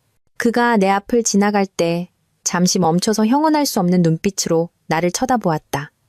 증오, 후회, 그리고 약간의 애원이 섞여 있었다. 하지만 나는 아무 말도 하지 않고 조용히 고개를 돌렸다. 모든 것이 너무 늦었다. 재판이 끝나고 준호가 끌려가기도 전에 아름은 차갑게 다가가 그의 얼굴에 서류 한 장을 던졌다. 이혼 서류야. 서명해. 그녀는 아무런 감정 없는 목소리로 말했다. 사기꾼에다 곧 감옥에 갈 사람이랑은 못 살아. 준호는 멍하니 아름을 쳐다보다가 서류를 보았다. 그는 미친 듯이 씁쓸하게 웃었다. 이 여자가 바로 그가 모든 것을 버리고 얻으려 했던 여자였다. 재판이 끝나고 나는 민준 남 대표와 함께 밖으로 나왔다. 밖에 비는 그쳐 있었고 잿빛 구름 사이로 희미한 햇살이 비치기 시작했다. 마치 나의 미래처럼. 그 후 며칠 동안 모든 것은 판결대로 진행되었다. 준호네 가족은 나에게 줄 배상금과 은행 빚을 갚기 위해 사방으로 돈을 구하러 다녔다. 그들이 그토록 자랑스러워하던 집은 결국 은행에 의해 경매로 넘어갔다. 김 여사는 큰 충격으로 건강이 완전히 무너져 딸의 집에 얹혀 살게 되었다. 하지만 이기적인 준이는 어머니를 잘 대하지 않았다. 그녀의 말년은 결코 행복하지 않을 것이다. 아름은 이혼 절차를 마치자마자 흔적도 없이 사라졌다. 나를 내쫓던 날 환호하며 박수치던 7명의 가족은 이제 뿔뿔이 흩어졌다. 인과응보는 마침내 찾아왔다. 떠난 자, 남은 자 모두 자신이 저지른 일의 결과를 스스로 감당해야 했다. 그 운명적인 재판이 있은 지 1년 후 내 인생은 완전히 새로운 장을 열었다. 피닉스 캐피털은 더욱 견고하게 성장하여 투자업계에서 신뢰받는 이름이 되었다. 나는 더 이상 다른 사람의 시혜를 기다리는 수동적인 여자가 아니었다. 나는 내 인생의 주인이 되어 자유롭고 의미 있는 삶을 살았다. 나는 딸아이의 학교 근처에 고급 아파트를 구입했다. 매일 아이를 직접 등하교시키고 함께 저녁을 먹고 숙제를 봐주는 것. 그것이 나에게는 가장 소박하고 귀한 행복이었다. 가끔 전시댁 식구들에 대한 소식을 듣기도 했다. 준호는 교도소에서 복역 중이었다. 김 여사는 집을 팔고 딸의 집에 얹혀 살고 있었지만 이기적인 준이는 어머니를 잘 대하지 않았다. 그녀의 말년은 그리 행복하지 않을 것 같았다. 나는 거의 그들을 잊고 있었다. 비가 억수같이 쏟아지던 어느 날 오후가 아니었다면 그날 퇴근을 준비하고 있는데 비서가 한 할머니가 나를 만나고 싶어 한다고 보고했다. 약속도 없이 찾아와 그냥 예전 지인이라고만 했다고 한다. 나는 조금 놀랐지만 만나기로 했다. 응접실에 들어섰을 때 나는 그 자리에 굳었다. 그곳에 앉아있는 사람은 바로 김 여사였다. 그녀는 너무나 많이 변해 있었다. 머리카락은 하얗게 새었고 얼굴에는 고생의 흔적이 깊게 패어 있었다. 등은 굽었고 낡은 옷을 입고 있었다. 예전에 날카롭고 무서웠던 눈빛은 이제 피로와 공허함만 남아 있었다. 나를 보자 그녀는 떨리는 다리로 황급히 일어섰다. 서윤아. 그녀가 갈라진 목소리로 불렀다. 나는 말없이 고개를 끄덕이고는 자리에 앉으라고 권했다. 나는 직접 따뜻한 생강차 한 잔을 타서 그녀 앞에 놓았다. 김 여사는 김이 모락모락 피어오르는 찻잔을 보며 눈시울을 붉혔다. 그녀는 차를 마시지 않고 한동안 조용히 앉아 있었다. 그러다 갑자기 내 앞에 무릎을 꿇었다. 내가 잘못했다. 서윤아. 그녀는 울음을 터뜨렸다. 늙고 후회에 찬 눈물이 주름진 얼굴을 타고 흘러내렸다. 내가 틀렸어. 전부 내 잘못이야. 내가 너무 탐욕스러웠고 눈이 멀어서 너에게 못되게 굴었어. 제발 나를 용서해다오. 나는 황급히 그녀를 일으켜 세웠다. 아무리 그녀를 미워했어도 연세 드신 분이 내 앞에서 무릎 꿇게 할 수는 없었다. 일어나세요, 어머님. 무슨 말씀이든 앉아서 하세요. 김 여사는 울면서 이야기했다. 지금의 비참한 삶, 딸에게 구박받고 이웃들에게 손가락질 받는 삶에 대해 교도소에 있는 준호가 많이 뉘우치고 있다는 이야기도 했다. 이제 와서 무슨 말을 한들 소용없다는 거 안다. 그녀는 흐느끼며 말했다. 내게 어떤 도움도 바라지 않아. 그냥 너에게 진심으로 사과하고 싶어서 왔어. 내 마음 깊은 곳에서 우러나오는 사과야. 네가 용서하지 않아도 나는 달게 받을게. 나는 그녀의 이야기를 들으며 마음이 복잡했다. 증오? 아마 시간이 지나며 희미해졌을 것이다. 용서? 그 두 글자를 입에 담기는 어려웠다. 그들이 내게 남긴 흉터는 아마 평생 지워지지 않을 것이다. 나는 그녀의 질문에 대답하지 않고 조용히 그녀의 찻잔에 차를 더 따라주었다. 비가 와서 쌀쌀하네요. 따뜻한 차 한잔하세요. 지난 일은 이제 지나간 일로 두세요. 건강 잘 챙기시고요. 그것이 내가 한 말의 전부였다. 김 여사는 나를 보며 내 뜻을 이해했다. 그녀는 더 이상 아무 말도 하지 않고 조용히 차를 다 마셨다. 그녀가 일어나 돌아갈 때 복도의 노란 불빛 아래 그녀의 굽은 등이 참으로 외롭고 가련해 보였다. 나는 그녀의 모습이 사라질 때까지 지켜보았다. 나는 용서하지 않았지만 더 이상 미워하지도 않았다. 용서는 있는 것이 아니라 내 영혼의 평화를 위한 선택이었다. 그녀의 뒤늦은 사과는 내 인생의 고통스러웠던 한 장을 닫는데 어느 정도 도움이 되었다. 나의 침묵은 아마 수만 마디의 질책보다 더 무거웠을 것이다. 그것이 그녀에게는 가장 큰 벌이었고 나에게는 해방이었다. 김 여사와의 만남은 마치 마지막 장맛비처럼 내 영혼에 남은 마지막 먼지까지 씻어내는 것 같았다. 나는 가장 달콤한 복수는 적의 고통을 보는 것이 아니라 내가 정말 행복하고 빛나는 삶을 사는 것임을 깨달았다. 그들이 결코 닿을 수 없는 삶을. 나의 피닉스 펀드는 계속해서 성공을 거두었다. 우리는 수십 명의 여성 창업가를 돕고 수백 개의 일자리를 창출했다. 어려움을 딛고 일어선 여성들의 이야기는 많은 사람들에게 영감을 주었다. 소송에서 받은 배상금 5억 원을 나는 나 자신을 위해 쓰지 않았다. 나는 그 돈 전액과 회사 수익의 일부를 더해 오랫동안 꿈꿔왔던 일을 실행에 옮겼다. 나는 평온의 집이라는 작은 쉼터를 설립했다. 그곳은 특별히 어려운 환경에 처한 싱글맘들을 위한 곳이었다. 가정폭력의 피해자였거나 사회에서 버림받았던 여성들을 위한 평온의 집에서 그들은 안전한 거처와 충분한 식사를 제공받을 뿐만 아니라 재봉, 제빵부터 온라인 판매 기술까지 다양한 직업 교육을 무료로 받았다. 우리는 심리 상담 전문가를 초빙하여 그들의 마음속 상처를 치유하는 것을 도왔다. 내 목표는 그들에게 기댈 곳뿐만 아니라 스스로의 힘으로 일어서서 새로운 삶을 살아갈 수 있는 기술과 자신감을 주는 것이었다. 평온의 집 개소식 날, 나는 큰 파티를 열지 않고 부모님, 딸, 민준, 남 대표, 그리고 이 집에 살게 될 첫 여성들과 함께하는 작고 따뜻한 자리를 마련했다. 부모님은 내가 이룬 것을 보시고 자랑스러운 눈빛으로 나를 바라보셨다. 엄마는 내 손을 잡고 목맨 소리로 말씀하셨다. 우리 딸 정말 의미 있는 일을 해냈구나. 딸아이는 마당을 뛰어다니며 다른 아이들과 금세 친구가 되어 놀았다. 아이들의 순수한 웃음소리를 들으니 마음이 따뜻해졌다. 민준이 내 옆에 서서 미소 지었다. 축하해 서윤아. 너 자신의 평온을 찾았구나. 나는 고개를 끄덕였다. 그렇다. 평온은 잃어버린 것을 되찾는 데 있는 것이 아니라 내가 가진 것을 나누는 데 있었다. 그날 오후 파티가 끝나고 나는 쉼터 발코니에 홀로 서서 꽃이 만발한 작은 정원을 내려다보았다. 부드러운 바람이 향긋한 꽃내음을 실어왔다. 나는 1년여 전에 그 운명적인 오후를 7명의 잔인했던 박수 소리를 떠올렸다. 그 고통은 이제 더 이상 아프지 않았다. 그것은 힘이 되었고 오늘의 나를 만든 원동력이 되었다. 나는 폭풍우를 지나 무너진 결혼 생활의 잿더미에서 다시 태어났다. 이제 나는 나 자신뿐만 아니라 다른 불행한 이들을 위해 살아가고 있었다. 나는 개인의 고통을 희망의 불꽃으로 바꾸어 주변 사람들을 비추고 따뜻하게 해주고 있었다. 마당에서 즐겁게 놀고 있는 딸아이를 보며 나는 미소 지었다. 인생에는 여전히 아름다운 것들이 많이 남아 있었고 나와 내 딸은 이제 햇살과 꽃향기로 가득한 평온의 길을 걸어갈 준비가 되어 있었다.